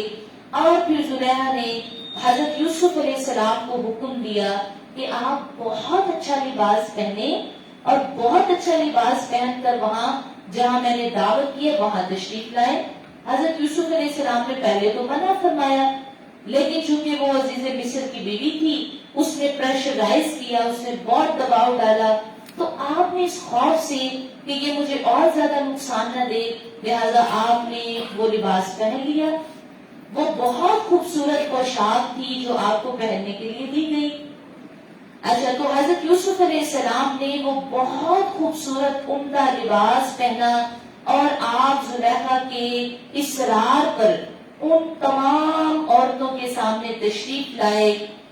جب انہوں نے حضرت یوسف علیہ السلام کو دیکھا تو وہ پکار اٹھی اور کہنے لگی کہ واہ واہ، اتنا جمال اور خوبصورتی، عاجزی، انکساری، ہیبت اور اتنی زیادہ خوبصورتی ہم نے آج تک نہیں دیکھی، لہذا وہ آپ کی اس ادا کو دیکھ کر تعجب میں آ گئی اور ان کے دلوں میں اللہ تعالیٰ نے آپ کی عظمت اور ہیبت جو ہے وہ ان تمام خواتین کے دلوں میں بھر دی۔ اچھا حسن و جمال نے ان کو ایسا وارفتہ کیا کہ ان عورتوں نے خود کو بھول گئی، خود فراموش ہو گئی اور حضرت یوسف علیہ السلام کے حسن و جمال میں گم ہو گئی اور پھل کاٹتے کاٹتے ان عورتوں نے اپنے ہاتھ بھی کاٹ لیے. یعنی اتنے حسین تھے کہ پھل کاٹتے کاٹتے اپنے ہاتھ بھی کاٹ دیے اور ان کو بالکل احساس نہ ہوا ذرا بھی کہ ان کے ہاتھ کٹ گئے ہیں. اور وہ پکار اٹھی کہ سبحان اللہ، یہ کوئی انسان نہیں بلکہ یہ حسن و جمال انسانوں میں نہیں دیکھا گیا، یہ ضرور کوئی اللہ کے خاص قریبی بندے ہیں اور ضرور اللہ نے ان کو کوئی خاص چیز عطا کی ہے کہ طرح طرح کے نفیس لباس بھی دیکھے، انسان بھی دیکھے، لیکن اتنا حسن جو ہے، اتنا جمال کبھی کسی پر نہیں دیکھا. لہٰذا ایسی شان بے نیازی تھی کہ وہ اپنے آپ کو بھول گئی اور اپنے ہاتھ کاٹ دیے. اس پر اعلیٰ حضرت صاحب کا وہ بڑا خوبصورت شعر آپ فرماتے ہیں کہ حسن یوسف پہ کٹی مصر میں انگشت زنا، کہ وہ جو مصر کی بیویاں تھیں انہوں نے اپنے ہاتھوں کو کاٹ لیا کہ حسن یوسف پہ کٹی مصر میں انگشت زنا، سر کٹاتے ہیں تیرے نام پر مردان عرب. کہ وہ حسن یوسف کو دیکھ کر تو عورتوں نے ہاتھ کاٹے اور حسن مصطفیٰ کو دیکھ کر عرب کے لوگ اپنی جانیں قربان کر دیتے ہیں. تو اتنا پیارا حسن یوسف، اتنی خوبصورتی دیکھی. آیت نمبر 32 میں زلیخا نے پھر کہا، عورتوں نے جب حضرت یوسف کو دیکھا حسن و جمال میں گم ہو گئی، تو یہ دیکھ کر زلیخا نے اس وقت پھر کہا کہ یہ ہے وہ جن کے بارے میں تم مجھے تانے دیتی تھی اور اب تم نے دیکھ لیا، اب تمہیں بھی معلوم ہو گیا کہ میرا دیوانہ پن جو ہے وہ قابل تعجب نہیں ہے. یعنی جو تم مجھے تانے دیتی تھی، میرے بارے میں تم ملامت کرتی تھی، تو یہ دیکھو ان کا حسن کہ ہر کوئی یوسف علیہ السلام کی طرف خود بخود ہی راغب ہو جاتا ہے. اور ان کی بات سن کر زلیخا بولی کہ بے شک اگر یہ وہ کام نہ کریں گے جو میں ان سے کہتی ہوں تو ضرور میں ان کو قید میں ڈلوا دوں گی. یعنی ابھی بھی وہ اس بات پر جو ہے وہ ڈٹی ہوئی تھی کہ اگر یوسف میری بات نہیں مانتے تو میں چونکہ عزیز مصر کی بیوی ہوں، سزا کے طور پر میں انہیں قید میں ڈال دوں گی. آیت نمبر 33 سے 35 ہے، اس میں حضرت یوسف علیہ السلام سے امید پوری ہونے کی کوئی شکل نہیں دکھائی دے رہی تھی. یعنی جو مصری عورتیں تھیں ان کو یہ معلوم ہو گیا کہ یوسف علیہ السلام ہماری کوئی بھی خواہش پوری نہیں کریں گے. تو لہٰذا انہوں نے یہ کہا زلیخا سے کہ زلیخا انہیں 2-3 دن قید خانے میں بند کرا دو. جب یہ قید خانے میں رہیں گے تو انہیں اپنی زندگی کی جو نعمتیں ہیں، راحتیں ہیں، ان کا احساس ہوگا. اچھا، عزیز مصر نے چونکہ زلیخا نے اپنے شوہر سے کہا کہ آپ نے اس بچے کو کیوں کوئی سزا نہیں دی، آپ اس کو ذرا قید میں رکھیں تاکہ لوگوں کو یہ پتا چل جائے کہ میں یعنی جو ہے وہ بری ذمہ ہوں، میرا کوئی قصور نہیں. لہٰذا اگر آپ اسے قید میں ڈال دیں گے تو لوگوں کو پتا چل جائے گا کہ قصوروار زلیخا کی بجائے یوسف ہے. اچھا، عزیز مصر کو اس بات کا خیال آیا کہ مشورہ تو ٹھیک ہے، جب ہم انہیں 2-3 دن قید میں ڈالیں گے تو لوگوں کو پتا چل جائے گا کہ یہ قصوروار تھے، ان کا قصور تھا، لہٰذا انہیں قید میں ڈال دیا گیا ہے. اچھا، تو جب حضرت اس مشورے پر کہ 2-3 دن ہم انہیں قید میں رکھیں گے، جب حضرت یوسف علیہ السلام کو قید میں لے جایا گیا تو 2 نوجوان تھے جو حضرت یوسف کے ساتھ بھی قید میں ڈال دیے گئے. آیت نمبر 36 پڑھ رہی ہوں. ان 2 جوانوں میں سے ایک تو مصر کے شاہ اعظم یعنی جو مصر کا بادشاہ تھا اس کا باورچی تھا، انچارج تھا وہ باورچی خانہ، اور دوسرا جو ہے وہ اس کا ساقی یعنی اسے پانی اور شراب پلانے والا تھا. اور ان دونوں پر یہ الزام تھا کہ انہوں نے بادشاہ کو زہر دینا چاہا ہے اور اس جرم میں وہ دونوں قید کر دیے گئے ہیں. یعنی آپ دیکھیں کہ ادھر زلیخا نے یہ مشورہ دیا کہ 2-3 دن جو ہے نا حضرت یوسف علیہ السلام کو قید میں رکھیں تاکہ ان کو بھی اس کے دل میں یہ بات تھی کہ حضرت یوسف جب قید کاٹ کر آئیں گے تو وہ میری بات توجہ سے سنیں گے اور میری طرف رغبت کریں گے جب انہیں یہ احساس ہو جائے گا کہ قید کاٹنا کتنا مشکل ہے. لیکن جب انہیں وہ 2-3 دن کے ارادے سے بھیج رہی تھی اور وہ قید کر دیے گئے تو ان کے ساتھ 2 نوجوان عورتیں جو اکٹھے حضرت یوسف کے ساتھ قید میں ڈال دیے گئے، اور ان میں ایک جو ہے وہ بادشاہ کا باورچی خانے کا انچارج تھا اور دوسرا اس کو پانی پلانے والا تھا. دونوں پہ یہ الزام لگا ہوا تھا کہ دونوں بادشاہ کو زہر دینا چاہتے ہیں، مارنا چاہتے ہیں. اچھا، تو لہٰذا یہ سارا جو قصہ تھا انہیں قید میں ڈال دیا گیا. اب حضرت یوسف علیہ السلام جب قید خانے میں داخل ہوئے تو آپ نے وہاں پر اپنے اس علم کا اظہار کر دیا جو اللہ نے آپ کو خوابوں کی تعبیر کا علم عطا فرمایا تھا. یہ آپ نے قید خانے میں اس کا اظہار فرمایا. اچھا، ان دونوں جوانوں میں سے جو بادشاہ کا ساتھی تھا نا، یعنی پانی پلانے والا، شراب پلانے والا، اس نے حضرت یوسف سے کہا کہ میں آپ کو ایک نیک انسان سمجھتا ہوں اور آپ کے اندر بڑی اچھی خصلتیں ہیں، تو میں نے ایک خواب دیکھا ہے، آپ مجھے ذرا اس کی تعبیر تو بتا دیں. اچھا، اس نے خواب کیا دیکھا؟ وہ کہتے ہیں کہ میں ایک باغ میں ہوں اور وہاں ایک انگور کی بیل ہے جس میں 3 خوشے لگے ہوئے ہیں، اور بادشاہ کا کاسا میرے ہاتھ میں ہے. میں نے ان انگوروں کا رس نچوڑ کر بادشاہ کو پلایا ہے اور اس نے وہ پی لیا ہے. اچھا، دوسرا یعنی جو کچن کا انچارج تھا نا، دوسرا شخص آدمی تھا، اس نے کہا کہ میں نے بھی خواب دیکھا ہے، مجھے بھی آپ اس کی تعبیر بتا دیں. تو حضرت یوسف علیہ السلام نے فرمایا کہ ہاں تم بھی بتاؤ. اس نے کہا کہ میں نے دیکھا ہے کہ میں بادشاہ کے کچن میں اپنے سر پر کچھ روٹیاں اٹھائے ہوئے ہوں اور ان روٹیوں میں سے پرندے روٹیاں کھا رہے ہیں. تو اے یوسف علیہ السلام، اب آپ ہمیں اس کی تعبیر بتائیے. بے شک ہم آپ کو نیک لوگوں میں سے سمجھتے ہیں اور آپ دن میں روزہ رکھتے ہیں، ساری رات نماز پڑھتے ہیں، جب کوئی جیل میں بیمار ہوتا ہے آپ اس کی عیادت کرتے ہیں اور اس کی خبر گیری کرتے ہیں، جب کسی پر تنگی ہوتی ہے تو اس کے لیے کشائش کی راہ نکالتے ہیں.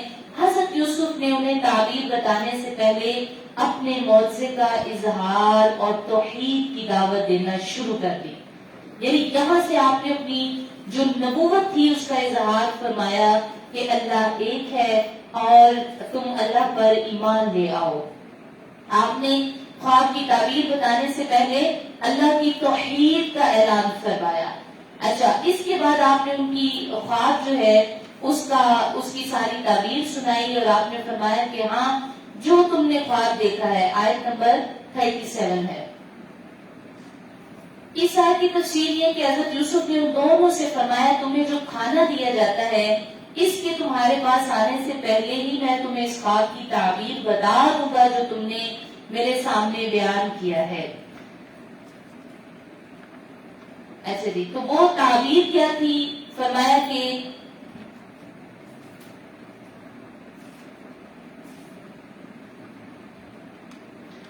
آیت نمبر 38 دیکھیے، اس میں بھی آپ اپنی فضیلت آپ نے بیان فرمائی کہ میں نے اپنے باپ دادا ابراہیم اور اسحاق اور یعقوب کا دین اختیار کیا. ہمیں نہیں یہ پہنچتا کہ کسی چیز کو کے ساتھ اللہ کے ساتھ کسی چیز کو شریک ٹھہرائے. یہ اللہ کا ایک بہت بڑا فضل ہے ہم پر اور لوگوں پر، مگر اکثر لوگ شکر ادا نہیں کرتے. یہاں حضرت یوسف علیہ السلام اللہ کی وحدانیت اور اپنے باپ دادا کی یاد اور ان کا ذکر فرما رہے ہیں. اے میرے قید خانہ کے دونوں ساتھیوں، کیا جدا جدا رب اچھے ہیں یا ایک اللہ اچھا ہے؟ یعنی آپ نے توحید کا اعلان فرمایا، جو واحد القہار ہے، جو ایک اللہ ہے اور سب پر غالب ہے. یعنی اب آپ اپنی بات بتانے سے پہلے اللہ کی صفات بیان فرما رہے ہیں. تو اس کے سوا نہیں پوچھتے مگر میرے نام جو تم نے اور تمہارے باپ دادا نے تراش کیے ہیں، اللہ نے ان کی کوئی سند نہیں اتاری، حکم نہیں مگر اللہ کا. اس نے فرمایا ہے کہ اس کے سوا کسی کی عبادت نہ کرو، یہی سیدھا دین ہے. لیکن اکثر لوگ اس بات کو نہیں جانتے. اے میرے قید خانہ کے دونوں ساتھیوں، تم میں ایک تو اپنے بادشاہ کو شراب پلائے گا. اب یہاں سے پہلے اللہ کی توحید بیان کی، اب یہاں سے دوبارہ سے خواب کی تعبیر بیان کی جا رہی ہے. اچھا، تم میں سے ایک تو اپنے بادشاہ کو دوبارہ پانی یعنی شراب پلائے گا، اور جو دوسرا ہے اس کے خواب کی تعبیر یہ ہے کہ اسے سولی پر چڑھا دیا جائے گا اور اس کے سر کو جو ہے وہ پرندے کھائیں گے. تو یہ جو ہے وہ اس کی تعبیر تھی. اور یوسف نے ان دونوں میں سے جو شراب پلانے والا تھا، جس نے زندہ رہنا تھا، اس سے آپ نے فرمایا کہ تم جب اپنے بادشاہ کے پاس جاؤ تو میرا ذکر کرنا. لیکن شیطان نے اس شخص کو وہ ذکر بھلا دیا.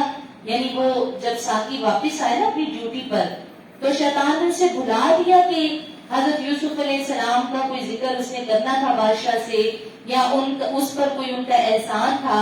تو اس کی وجہ سے حضرت یوسف علیہ السلام پھر جو ہے وہ کئی سال تک یعنی قید میں رہے. بعض مفسرین کہتے ہیں کہ یہ 7 برس قید میں رہے، یعنی اس کے بھولنے کے بعد.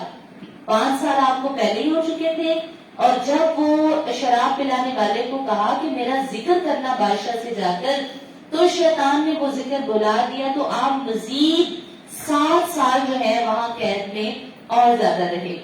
اچھا، تو اب کیا ہوا کہ اللہ تعالیٰ کو جب منظور تھا، جب قدرت کو منظور تھا کہ اب یوسف علیہ السلام قید سے باہر نکل آئے، تو اللہ تعالیٰ نے ان کے بادشاہ کو ایک خواب دکھایا. اور بادشاہ اس خواب کے بارے میں بہت سارے لوگوں سے اس کی تعبیر پوچھ چکا تھا.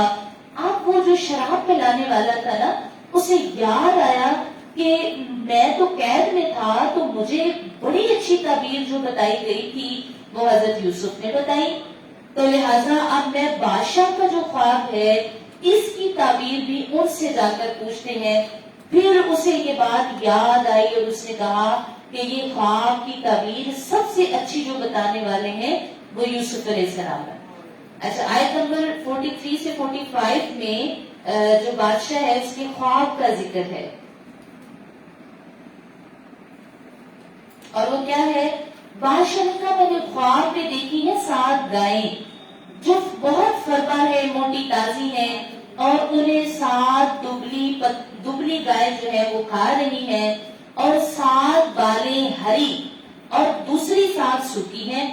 اے درباریوں، میرے خواب کا جواب دو اگر تمہیں خواب کی تعبیر آتی ہو.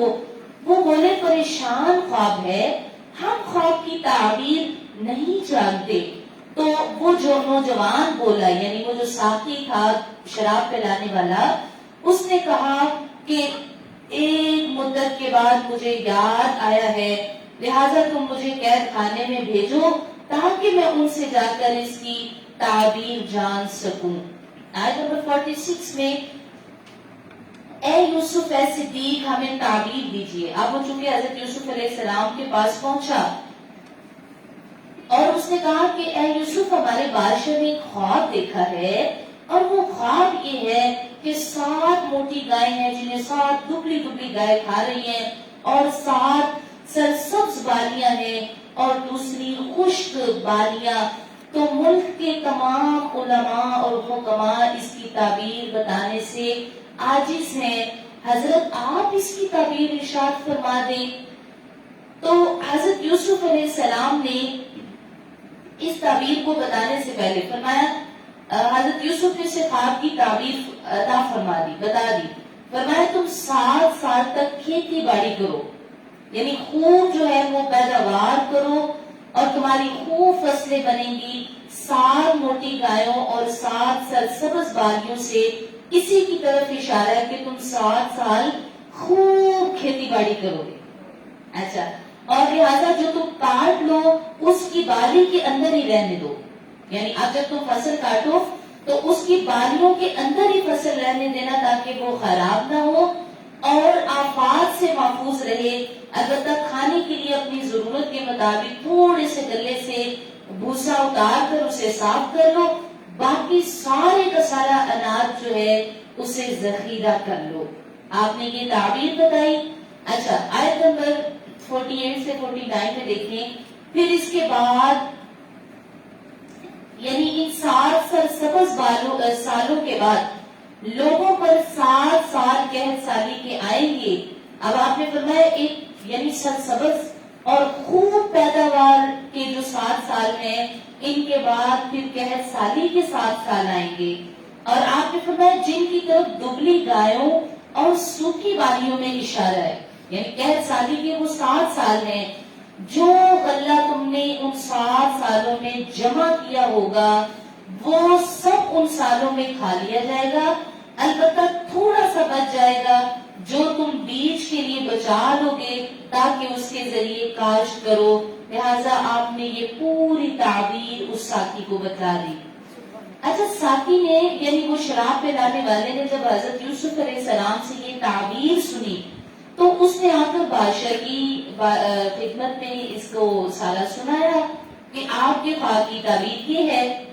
بادشاہ کو شوق پیدا ہوا تعبیر سن کر، اس نے کہا اتنی اچھی تعبیر اور اتنا سچ بولنے والے وہ کون ہیں کہ میرے خواب کی تعبیر کوئی نہیں بتا سکا، وہ کون ہے، ان کو میرے پاس لایا جائے تاکہ میں ان کی زبان سے سنوں کہ میرے خواب کی تعبیر کیا ہے، یعنی اتنی اچھی تعبیر بیان کی ہے۔ تو پھر قاصد جو ہے وہ حضرت یوسف علیہ السلام کے پاس آیا اور اس نے آ کر کہا کہ بادشاہ نے آپ کو بلایا ہے، لہٰذا آپ اس کی خدمت میں حاضر ہو جائیں۔ حضرت یوسف نے فرمایا کہ میں تب تک اس قید سے باہر نہیں آؤں گا جب تک بادشاہ سے کہو جا کر کہ وہ پہلے مصر کی عورتوں سے پوچھیں جو میری طرف سے ہوا۔ تو لہٰذا اس میں بڑی اچھی بات یہ کہ آپ نے پہلے اس چیز کو دور کیا۔ اچھا، جب قاصد حضرت یوسف کے پاس سے پیغام لے کر بادشاہ کی خدمت پہ پہنچا تو اس نے وہ سارا انتظام کر کے عورتوں کو بلا کر آپ کی پاک دامنی کی شہادت جو ہے وہ حاصل کر لی تھی۔ یوسف نے کہا کہ میں نے اس لیے کیا کہ عزیز کو معلوم ہو جائے کہ میں نے پیٹ پیچھے اس کی خیانت نہیں کی، اور اللہ جو ہے وہ خیانت کرنے والوں کو کا مکر جو ہے وہ نہیں چلنے دیتا۔ سبحان اللہ، یعنی آپ پاک ہیں، سچے ہیں، آپ نے اس بات کا اظہار فرمایا۔ آیت نمبر 53 میں بڑی اچھی جو حضرت یوسف نے ایک بات کہی، آپ فرماتے ہیں میں اپنے نفس کو بے قصور نہیں سمجھتا، یعنی میں یہ نہیں کہتا کہ میرے نفس نے مجھے بچایا ہے، بے شک نفس تو برائی کا بڑا حکم دینے والا ہے، مگر جس پر میرا رب رحم کرے بے شک میرا رب بخشنے والا مہربان ہے۔ حضرت یوسف علیہ السلام نے یہاں فرمایا کہ انسان کا جو نفس ہے نا، یہ عام طور پر انسان کے نفس کی 3 اقسام پائی جاتی ہیں، اور وہ کون سی 3 اقسام ہے؟ نفس امارہ ہے جو انسان کو برائی کی طرف حکم دیتا ہے، ابھارتا ہے۔ دوسرا نفس لوامہ ہوتا ہے، نفس لوامہ جو ہے یہ برائی پر بندے کو ملامت کرتا ہے۔ اور تیسرا نفس مطمئنہ، نفس مطمئنہ جو ہے یہ انسان کو توبہ کی طرف اور پاک دامنی کی طرف توجہ دلاتا ہے، اور نفس مطمئنہ ہی ہے کہ جس کو مرتے وقت آ کر فرشتے کہیں گے ارجعی الی ربک راضیۃ مرضیہ، کہ اے نفس مطمئنہ چلو ہمارے ساتھ کہ تمہارا رب تم سے خوش ہے اور وہ تمہیں اپنی طرف بلا رہا ہے۔ تو یہ نفس، تو یہاں حضرت یوسف نے بتایا کہ نفس جو ہے یہ اس پر میں بات اس کی اتھینٹسٹی نہیں دیتا کہ میرے نفس نے مجھے بچایا ہے، بلکہ میں یہ کہتا ہوں کہ اللہ نے مجھ پہ رحم فرمایا ہے۔ سبحان اللہ۔ اچھا جی، فرمایا یوسف نے کہا کہ مجھے، اچھا جب یہ سارا معاملہ ہوا تو حضرت یوسف علیہ السلام وہاں بادشاہ کے سامنے حاضر ہوئے، گفتگو ہوئی، پھر تعبیر خود دوبارہ اپنی زبان عزت سے سنائی۔ تو اب جو ہے وہ بادشاہ کو کہنے لگا وہ جو 7 سال خوب پیداوار کے ہوں گے، مجھے بتائیں ان 7 سالوں میں میں کس کو مقرر کروں کہ وہ اتنا غلہ اکٹھا کرے؟ تو حضرت یوسف نے کہا کہ مجھے زمین کے خزانوں پر آپ جو ہے وہاں پر پابند کر دیں اور مجھے وہ سلطنت دے دیں، انشاءاللہ، یعنی بے شک میں حفاظت کرنے والوں میں سے اور علم والوں میں سے ہوں۔ سبحان اللہ۔ اچھا، وہ جو عزیز مصر ہے وہ بھی بڑا امپریس ہوا، بڑا متاثر ہوا۔ اس نے کہا کہ حضرت یوسف علیہ السلام اتنے دلائی والے، اتنے حکمت والے ہیں تو آپ سے بہتر وہ 7 سال جو غلہ اور اناج اکٹھا کرنا ہے وہ اور کوئی نہیں کر سکتا. اس لیے اس نے حضرت یوسف علیہ السلام کو ایک عہدہ دے دیا کہ بادشاہ کے بعد جو عہدہ ہے وہ حضرت یوسف علیہ السلام کے پاس ہے. وہ تمام اناج اکٹھا کریں گے اور وہ ساری چیزیں اکٹھی کریں گے. اچھا پھر ایسا ہوا کہ وہ 7 سال آپ کی خوب پیداوار ہوئی اور خوب اناج اکٹھا کیا. اچھا پھر باقی تمام شہروں میں جب 7 سال قحط سالی کے تھے پھر وہ 7 سال وہ شروع ہو گئے. اب جب قحط سالی کا دورہ ہوا تو تمام اطراف میں یہ شور مچ گیا کہ کھانا ختم ہو گیا، پینا ختم ہو گیا، اناج ختم ہو گیا. لیکن اگر کہیں سے اناج مل رہا ہے تو وہ صرف اور صرف مصر میں مل رہا ہے. جو پھر حضرت یوسف علیہ السلام کے بھائیوں نے یہ سنا کہ مصر میں اناج مل رہا ہے تو وہ 10 بھائی اکٹھے ہوئے اور وہ اپنے جو کچھ رقم لے کر آئے. وہاں پر جب پہنچے تو حضرت یوسف علیہ السلام چونکہ خود وہ سب کو بھر بھر کے دے رہے تھے اناج، جب بھائی پہنچے تو آپ نے اپنے بھائیوں کو پہچان لیا. اچھا بھائیوں نے حضرت یوسف علیہ السلام کو اس لیے نہیں پہچانا کہ وہ چھوٹے سے تھے، بچپن میں تھے، 10 سال میں 13 سال مفسرین نے فرمایا کہ آپ کی عمر تھی. آپ جب یہ پہنچے ہیں تو تب آپ کی 30 سے زیادہ عمر تھی، تو لہٰذا وہ اتنے سالوں کا عرصہ بھائیوں نے حضرت یوسف کو نہیں پہچانا، جبکہ حضرت یوسف علیہ السلام نے سارے بھائیوں کو پہچان لیا. اور آپ نے کیا کیا کہ وہ جب آئے تو آپ نے ان کو بھر بھر کر غلہ یعنی اناج دیا، اور جو انہوں نے پیسے دیے اس اناج کی قیمت دی. حضرت یوسف علیہ السلام نے ان کی بوریوں میں وہ قیمت واپس رکھ دی. آپ نے ان کی بوریوں میں وہ قیمت ساری کی ساری واپس رکھ دی اور ان سے فرمایا. پھر آپ پوچھنے لگے، کہنے لگے کہ تم لوگ سارے بھائی ہو یا کون ہو، یعنی جیسے آپ نے یہ شو کیا کہ میں تم لوگ کو نہیں جانتا یا نہیں پہچانتا. انہوں نے کہا ہاں ہم سارے بھائی ہیں اور ہمارا ایک بھائی، ہم 12 بھائی ہیں، ایک ہمارا گھر میں بھائی ہے اور ایک ہمارا بھائی بچپن میں ہی ہم سے گم ہو گیا تھا، جدا ہو گیا تھا اور وہ پتہ نہیں کہاں گم ہو گیا. تو آپ نے فرمایا اچھا اگلی بار تم اپنے دوسرے بھائی کو بھی لے کر آنا. یعنی کون سا؟ جو حضرت یوسف علیہ السلام کا سگا بھائی تھا بنیامین. تو آپ نے فرمایا اگلی بار اس کو بھی لے آنا تاکہ تمہیں 1 اونٹ کا غلہ اور زیادہ مل جائے گا. اچھا یہ بات آپ نے فرمائی تو سارے بھائی جو ہیں وہ گھر آئے اور انہوں نے گھر آ کر اپنے والد گرامی سے کہا کہ دیکھیں اتنا قحط ہے، کھانا ختم ہو گیا، اناج کوئی نہیں ہے، تو آپ اگر بنیامین کو ہمارے ساتھ بھیجیں تو وہ اس کا اونٹ الگ دیں گے، غلہ بھر کے اناج بھر کے وہ اس کا اونٹ الگ دیں گے. تو حضرت یعقوب علیہ السلام نے فرمایا پہلے بھی تم نے میرے بیٹے کے ساتھ جو کیا وہ ابھی بھی مجھے یاد ہے اور اب میں دوبارہ ایسا نہیں کر سکتا کہ میں اپنے یہ بیٹے کو بھی تمہارے ساتھ بھیج دوں.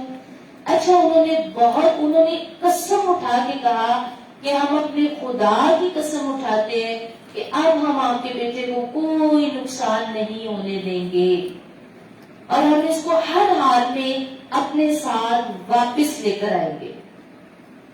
تو حضرت یعقوب علیہ السلام نے یقین کر لیا. آپ نے فرمایا ٹھیک ہے.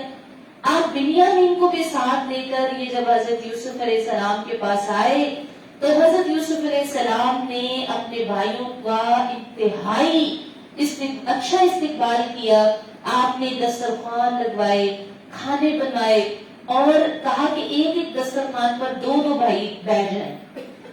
تو جب 2 بھائی بیٹھ گئے تو جو بنیامین ہے یہ ایک دسترخوان پر اکیلے بیٹھے ہوئے تھے تو آپ ان کے ساتھ بیٹھ گئے. حضرت بنیامین جو ہے یہ کہنے لگے کہاں شاید میرا بھی سگا بھائی ہوتا یوسف تو وہ اس دسترخوان پر میرے ساتھ بیٹھتا. تو حضرت یوسف علیہ السلام نے فرمایا کہ اچھا اگر تم مجھے ہی اپنا بھائی سمجھ لو.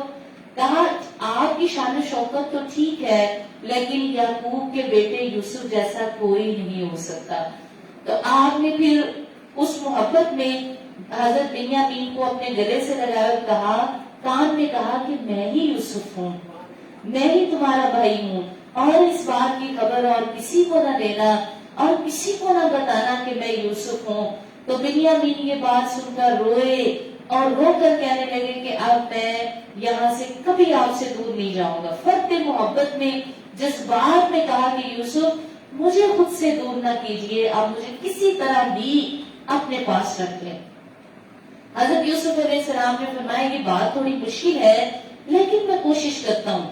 اب آپ نے ایک تدبیر اختیار فرمائی کہ وہ جو پیالہ جس سے اناج بھر بھر کے رکھ رہے تھے وہ بادشاہ کا پیالہ تھا جو سونے اور جواہرات والا تھا.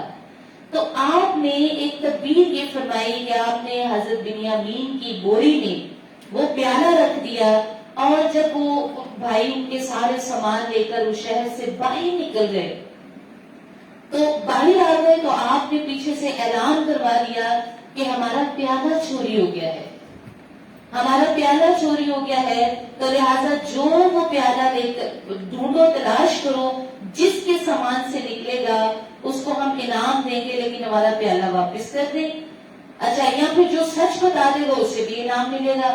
تو لہٰذا یہ مقرر فرمایا، اور اس کے بعد کیا ہوا کہ حضرت بنیامین کی سارے بھائیوں کی بوریاں چیک کی گئی، اور جب حضرت بنیامین کی باری آئی تو جو پیالہ تھا وہ ان کی بوری سے برآمد ہوا.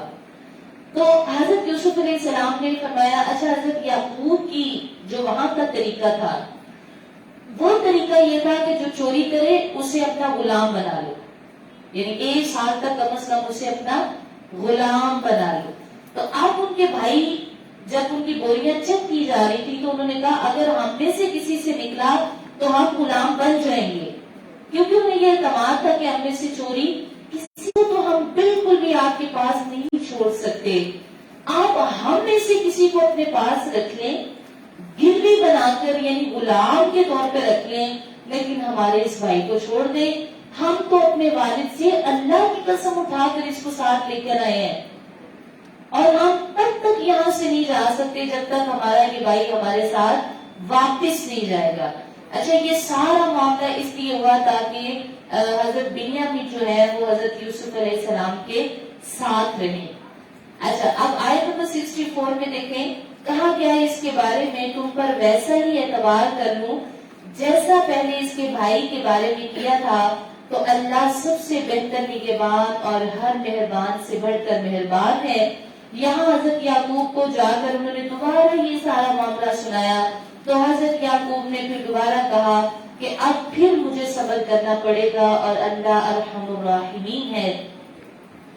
جب انہوں نے اپنا سارا سامان کھولا تو انہوں نے دیکھا کہ جتنی پونجی ان کو دی گئی تھی وہ ساری کی ساری حضرت یوسف علیہ السلام نے واپس کر دیے، یہ ان کے ساتھ احسان کیا ہے. اچھا، تو پھر لہٰذا یہ ساری باتیں حضرت یوسف علیہ السلام نے حضرت یعقوب نے یہاں پر ایک نصیحت کی جس کا میں ذکر تھوڑا سا کر دیتی ہوں کہ جب وہ 11 بھائی دوبارہ جا رہے تھے نا حضرت بنیامین کو بھی ساتھ لے کر، تو حضرت یعقوب علیہ السلام نے فرمایا کہ تم ایک دروازے سے داخل نہ ہونا بلکہ الگ الگ دروازوں سے داخل ہونا. اس میں وجہ یہ تھی کہ جب پہلی مرتبہ وہ گئے تو حضرت یعقوب نے یہ نہیں کہا کہ تم نے علیحدہ علیحدہ دروازوں سے جانا، کیونکہ پہلی مرتبہ شہر والوں کو یہ نہیں پتا تھا کہ یہ 10 بھائی ہیں. اب دوسری مرتبہ جب 11واں بھائی بھی ساتھ تھا تو سارے شہر والے جانتے تھے کہ یہ 11 بھائی ہیں. تو حضرت یعقوب علیہ السلام نے ایسا کیوں کہا؟ کیونکہ انہیں یہ اندیشہ تھا کہ جب 11 بھائی نوجوان خوبصورت اور اتفاق کے ساتھ ایک ہی دروازے سے اکٹھے ہوں گے داخل، تو ایسا نہ ہو کہ کہیں حسد کی وجہ سے کسی کی بری نظر کا شکار ہو جائیں. یعنی آپ دیکھیں جب انسان کسی چیز کو دیکھ کر کہتے ہیں نا واو یہ تو بہت اچھی ہے، کمال ہے، تو بعض اوقات تو وہ نظر اچھی ہوتی ہے اور پاکیزہ ہوتی ہے، لیکن اکثر وہ نظر حسد کا باعث ہوتی ہے جس سے نظر بد جو ہے وہ اس چیز کی رونق ختم کر دیتی ہے. نبی اکرم صلی اللہ علیہ وآلہ وسلم آپ نے یہ فرمایا کہ نظر کا لگنا جو ہے یہ برحق ہے، اور آپ صلی اللہ علیہ وآلہ وسلم کی وہ حدیث مبارکہ جس میں سرکار نے فرمایا کہ نظر جو ہے نا، نظر بد، یہ انسان کو قبر میں پہنچا دیتی ہے اور اونٹ کو ہانڈی میں پہنچا دیتی ہے. ٹھیک ہے، تو حضرت ابو ذر رضی اللہ تعالیٰ عنہ سے بھی یہ روایت ہے آپ کہتے ہیں کہ نبی اکرم صلی اللہ علیہ وسلم نے فرمایا کہ جو نظر بد ہے یہ تو انسان کو دیوانہ کر دیتی ہے، پاگل کر دیتی ہے، یعنی انسان نظر بد سے دیوانہ بھی ہو جاتا ہے، یہاں تک فرمایا گیا۔ اور اسی طرح حضرت ام سلمہ فرماتی ہیں کہ نبی اکرم صلی اللہ علیہ وسلم نے حضرت ام سلمہ کے گھر میں ایک بچی کو دیکھا اور اس بچی کے چہرے پر کالے کالے داغ دبے تھے، پڑے ہوئے جیسے چہرے پر ہوتے ہیں۔ تو آپ صلی اللہ علیہ وسلم نے فرمایا کہ اسے دم کرو کیونکہ اس پر نظر بد لگی ہوئی ہے، یعنی آپ نے فرمایا کہ اس بچی کے کو دم کیا جائے کیونکہ اس کے چہرے پر نظر بد ہے، یعنی اس وجہ سے اس کے چہرے پر یہ نشان پڑ گئے ہیں اور اس کو جو ہے وہ دم کرنے کی ضرورت ہے۔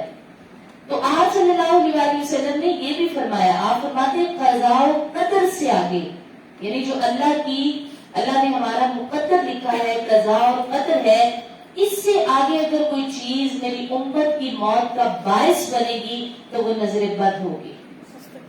استغفر اللہ من ذالک۔ تو نظر بد ایک قسم کا تیر ہوتا ہے جو حسد والا آپ کی طرف پھینکتا ہے، اور وہ تیر بعض اوقات آپ کو کبھی تو ہم اس سے بچ جاتے ہیں اور کبھی ہم اسے ہلاک بھی ہو جاتے ہیں۔ استغفر اللہ من ذالک۔ ٹھیک ہے، تو اسی لیے ہمیں دعائیں، اذکار اور صبح و شام کی جو مسنون دعائیں، حفاظت کی دعائیں، معاوضتین ہمیں بتائے گئے، ان کا مقصد ہی صرف یہ ہے کہ ہر مومن جو ہے وہ اس نظر بد سے محفوظ ہو جائے۔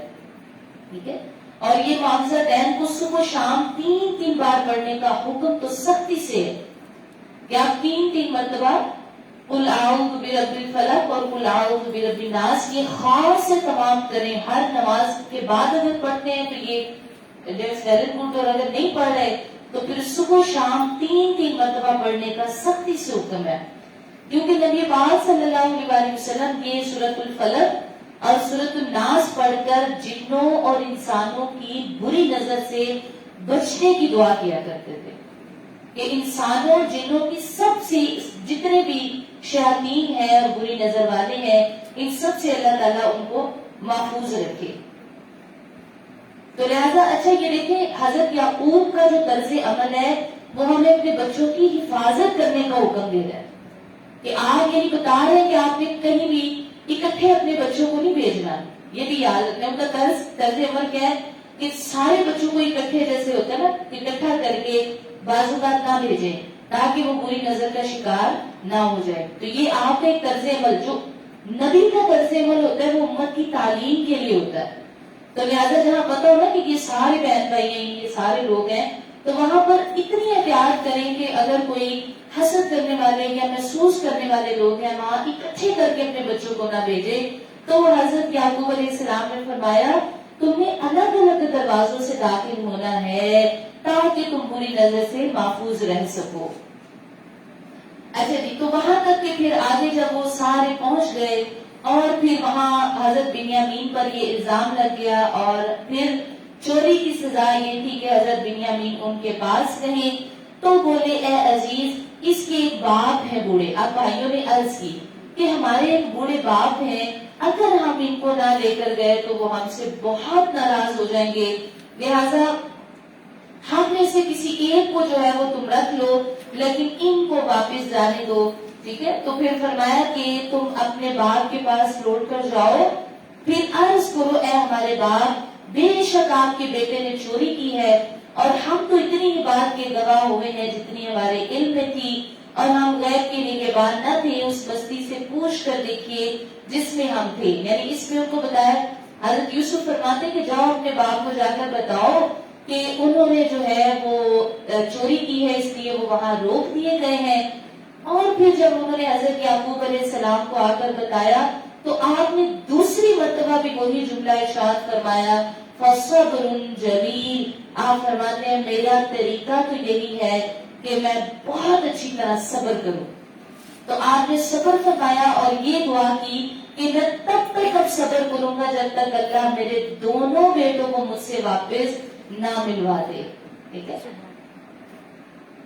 آیت نمبر 84 میں دیکھیے، پھر ان سے منہ پھیرا اور کہا ہائے افسوس یوسف کی جدائی پر۔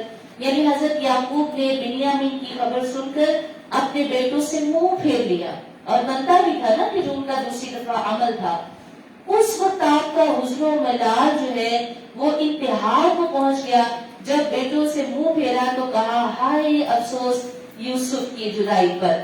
جب یعقوب حضرت یوسف کے غم میں روتے رہے یہاں تک کہ آپ کی آنکھوں کی سیاہی کا رنگ بدل گیا اور آپ کی بینائی بھی ختم ہو گئی. حضرت حسن فرماتے ہیں کہ حضرت یوسف علیہ السلام کی جدائی میں حضرت یعقوب 80 سال تک روتے رہے. اور آیت نمبر 86 میں دیکھیے کہا میں تو اپنی پریشانی اور غم کی فریاد اللہ ہی سے کرتا ہوں اور مجھے اللہ کی وہ شان معلوم ہے جو تمہیں معلوم نہیں. یعنی آپ اپنے آپ کو حوصلہ اور صبر دے رہے ہیں کہ اللہ تعالیٰ کی مجھے ہر شان معلوم ہے، لہٰذا میں اللہ ہی کے سامنے صبر کرتا ہوں. اے میرے بیٹو جاؤ یوسف اور اس کے بھائی کو ڈھونڈ کر لاؤ اور اللہ کی رحمت سے نا امید نہ ہو. بے شک اللہ کی رحمت نا سے کافر لوگ نا امید ہوتے ہیں. یعنی یہاں آپ نے فرمایا کہ کافر جو ہے وہ نا امید ہوتے ہیں، لہذا تم نا امید مت ہو. اچھا یہاں پھر وہ جب یوسف کے پاس پہنچے بولے اے عزیز ہمیں اور ہمارے گھر والوں کو مصیبت پہنچی اور ہم بے قدر پونجی لے کر آئے ہیں تو آپ ہمیں پورا معاف دیجیے اور ہم پر خیرات کیجیے. بے شک اللہ خیرات کرنے والوں کو صلہ دیتا ہے. اب وہ دوبارہ وہاں پر گلہ لینے کے لیے آئے. یہ دوبارہ کا ذکر ہے. ٹھیک ہے، بولے کچھ خبر ہے تم نے یوسف اور اس کے بھائی کے ساتھ جو کیا تھا. اب جب وہ دوسری دفعہ اناج لینے کے لیے آئے تو اب دوسری مرتبہ حضرت یوسف علیہ السلام جو ہے اس راز سے پردہ اٹھایا. حضرت یوسف علیہ السلام نے اپنے بھائیوں سے کہا کہ اچھا جب یہ بات کر رہے تھے تو مفسرین فرماتے ہیں کہ حضرت یوسف کے اوپر گریہ تاری ہو گئی. آپ بہت روئے اور آنکھوں سے آنسو جاری ہو گئے اور آپ نے فرمایا کہ اے میرے بھائیوں تمہیں یاد ہے یوسف کو مارنا، یوسف کو کنویں میں گرانا، اس کو بیچنا اور اس کے والد کے ساتھ اس کی جدائی کروا دینا. تمہیں یہ سب کچھ یاد ہے؟ کیا تم سب کچھ بھول گئے ہو؟ اچھا جب انہوں نے دیکھا کہ یہ ہم سے وہ باتیں کہہ رہے ہیں جن کا ہمارے علاوہ کسی اور کو علم ہی نہیں. اور ایک مفسرین فرماتے ہیں کہ اس کے دوران جب انہوں نے حضرت یوسف علیہ السلام کے دندان مبارک پر غور کیا تو پتا چلا کہ یہ تو یوسف ہیں. اور پھر وہ کہہ بھی یہ رہے تھے کہ تمہیں آپ وہ وقت بھول گئے جب تم نے یوسف کو قید کیا تھا، اسے کنویں میں ڈال دیا، اسے مارا، اس کو بیچا. اچھا جب یہ باتیں کی تو کہا کیا تم یوسف ہو؟ کیا تم ہمارے بھائی یوسف ہو؟ کہا ہاں میں ہی یوسف ہوں. اور پھر آیت نمبر 90 میں دیکھیے اور بولے کیا سچ مچ آپ ہی یوسف ہیں؟ کہا میں یوسف ہوں اور یہ میرا بھائی بنیامین ہے. بے شک اللہ نے ہم پر احسان کیا، بے شک جو پرہیزگاری اور صبر کرے تو اللہ نیکوں کا عمل ضائع نہیں کرتا. بولے خدا کی قسم بے شک اللہ نے آپ کو ہم پر فضیلت دی ہے اور بے شک ہم خطاوار ہیں. جب وہ 10 بھائیوں نے دیکھا کہ یہی یوسف ہے تو پھر رو کر کہنے لگے ہم سے بڑی غلطی ہو گئی، ہم خطاوار ہیں، ہمیں معاف کر دیجئے. اور آیت نمبر 92 اتنی پیاری آیت ہے کہ حضرت یوسف علیہ السلام نے فرمایا لا تثریب علیکم اليوم. جس طرح فتح مکہ کے دن سرکار نے فرمایا تھا نا سارے کافروں کو کہ جاؤ میں نے تمہیں سب کو معاف کیا، آج میں کسی سے بدلہ نہیں لوں گا. تو یہ یوسف علیہ السلام نے بھی وہی فرمایا کہ لا تثریب علیکم اليوم، جاؤ آج میں تم میں سے کسی پر بھی کوئی ملامت نہیں کرتا. یغفر اللہ لکم، اللہ تمہیں معاف کر دے. وَهُوَ أَرْحَمُ الرَّاحِمِينَ، اور بے شک وہ سب مہربانوں سے بڑھ کر مہربانی کرنے والا ہے. سبحان اللہ، اتنا حسن سلوک ہے، اتنی بھلائی اور اتنی مہربانی ہے کہ اتنا سب کچھ کرنے کے بعد حضرت یوسف نے سب سے پہلے تو ان کو بے خوف کیا، لا تثریب علیکم اليوم، میں آج تمہیں کچھ نہیں کہوں گا. اور دوسری بات اللہ تمہیں معاف کر دے، دعا بھی دے دی، کہا اللہ تمہیں معاف کر دے. اور تیسری بات کہی کہ بے شک اللہ سب مہربانوں سے بڑا مہربان ہے. تو یوسف دعا کرتے ہیں اللہ تم لوگ کو معاف فرما دے. آیت نمبر 93 میں بڑی پیاری بات. پھر حضرت یوسف کا جب تعارف ہو گیا نا بھائیوں کا, تو حضرت یوسف نے بھائیوں سے اپنے والد صاحب کا حال پوچھا. تو انہوں نے کہا وہ تو آپ کی جدائی میں غم میں روتے روتے رہتے ہیں اور ان کی بینائی بھی ختم ہو گئی ہے. حضرت یوسف علیہ السلام نے فرمایا یہ میرا کرتا لے جاؤ, یہ میری قمیض لے جاؤ, اور میرے والد ماجد نے جو تعویذ بنا کر میرے گلے میں قمیض ڈالی تھی آج یہ قمیض واپس لے کر جاؤ اور ان کی آنکھوں میں ڈال دینا, اللہ تعالیٰ ان کی بینائی واپس کر دے گا. سبحان اللہ. تو وہ جو قمیض تھی جب قافلہ مصر کی سرزمین سے نکلا اور کنعان کی طرف روانہ ہوا تو گھر بیٹھے حضرت یعقوب اپنے گھر والوں سے کہہ رہے تھے کہ بے شک مجھے یوسف کی قمیض کی خوشبو محسوس ہو رہی ہے. یعنی آپ اپنے گھر بیٹھے یہ کہہ رہے ہیں کہ بے شک مجھے یوسف کی قمیض کی خوشبو آ رہی ہے. اگر تم مجھے کم عقل نہ سمجھو تو ضرور میں سچی بات کر رہا ہوں. یعنی آپ جو گھر والے ان سے اس وقت یہ بات کہہ رہے تھے. اور ان آیات سے ہمیں پتہ چلتا ہے کہ جو ہمارے بزرگان دین اور بڑوں کے تبرکات ہوتے ہیں اللہ تعالیٰ ہمیں ان کی برکت ضرور عطا فرماتا ہے. اور یہ اس بات کی دلیل ہے جو حضرت یوسف علیہ السلام نے اپنا کرتا بھیجا. اور جب وہ پھر آیت نمبر 96 میں اب اس دلیل کو بتایا جا رہا ہے کہ خوشخبری سنانے والے یعنی وہ قمیض لانے والے حضرت یوسف کے بھائی یہودا تھے.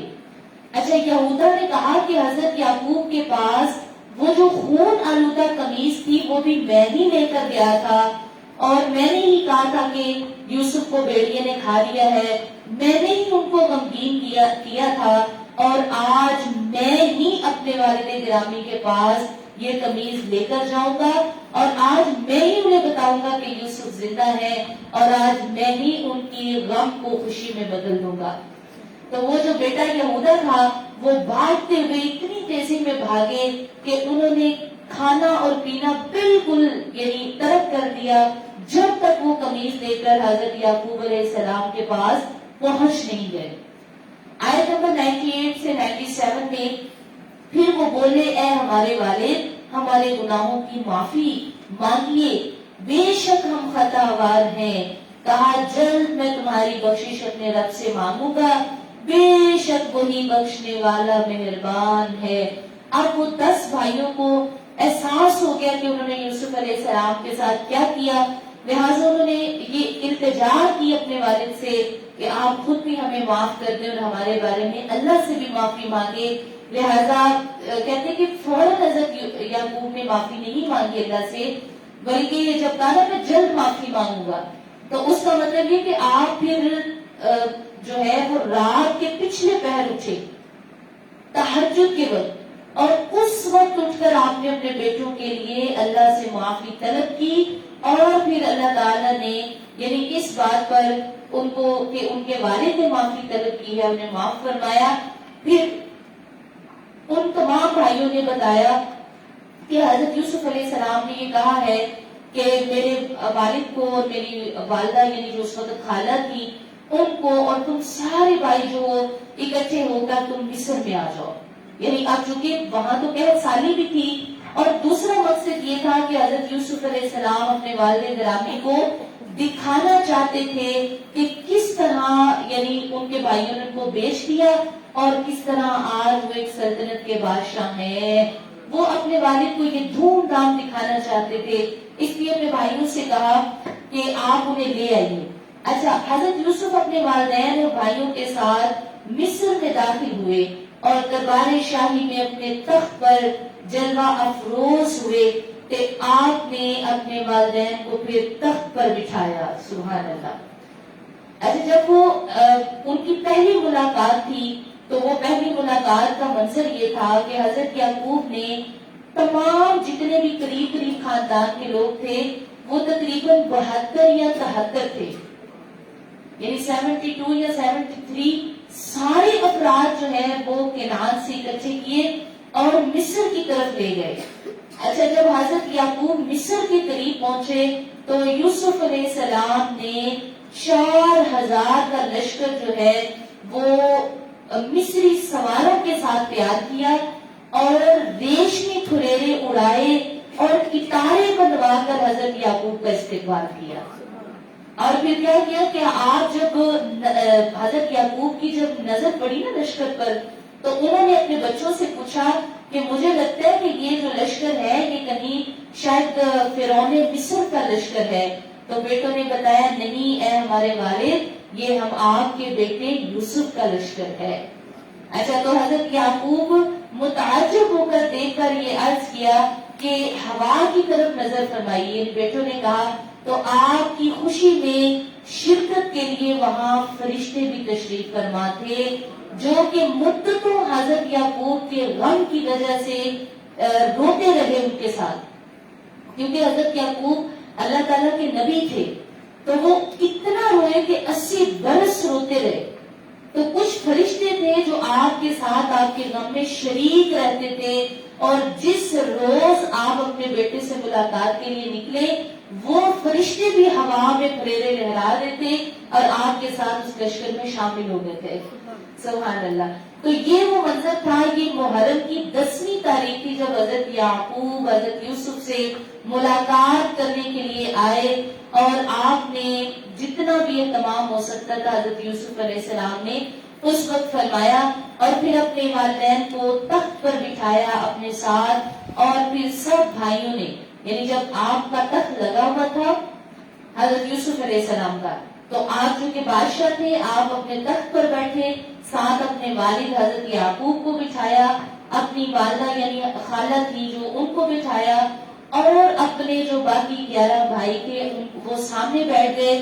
جب سب اس تخت پر بیٹھے تو سب نے حضرت یوسف علیہ السلام کو سجدہ تعظیمی کیا, یعنی 11 بھائیوں نے بھی اور آپ کے والد اور والدہ نے بھی حضرت یوسف علیہ السلام کو سجدہ تعظیمی کیا.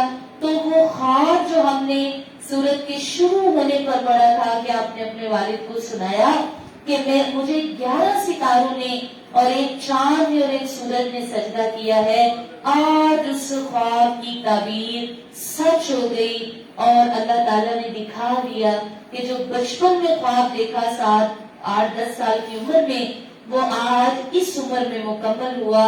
اور کتنی آزمائشوں سے کتنے ہی مراحل سے حضرت یوسف علیہ السلام گزرے اور تمام مراحل سے گزر کر اللہ تعالیٰ نے آپ کو کیسی شان و شوکت عطا فرمائی, کیونکہ اس کی وجہ یہ تھی کہ حضرت یوسف علیہ السلام ہر مرحلے پر ثابت قدم رہے اور صبر کا مظاہرہ کرتے رہے. اچھا ایک بات یہاں یاد رہے کہ جو سجدہ عبادت ہے یہ اللہ کے سوا اور کسی کے لیے کبھی کرنا جائز نہیں ہے اور نہ ہو سکتا ہے کیونکہ یہ شرک ہے. اور سجدہ تعظیمی بھی ہماری شریعت میں جائز نہیں ہے.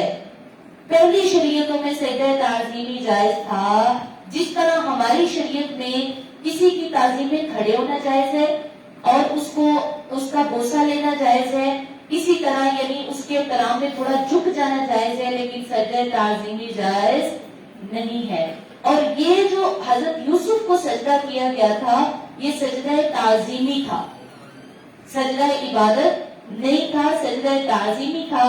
اور ہماری شریعت میں سجدہ تعظیمی بھی جائز نہیں ہے.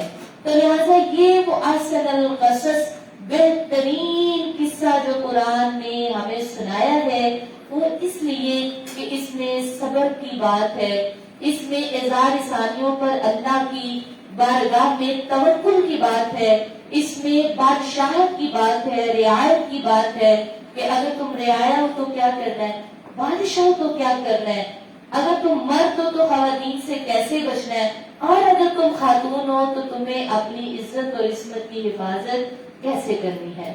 اللہ تبارک و تعالیٰ اس پر ہمیں بھرپور عمل کی توفیق عطا فرمائے. وآخر دعوانا ان الحمد للہ رب العالمین. میں تھوڑا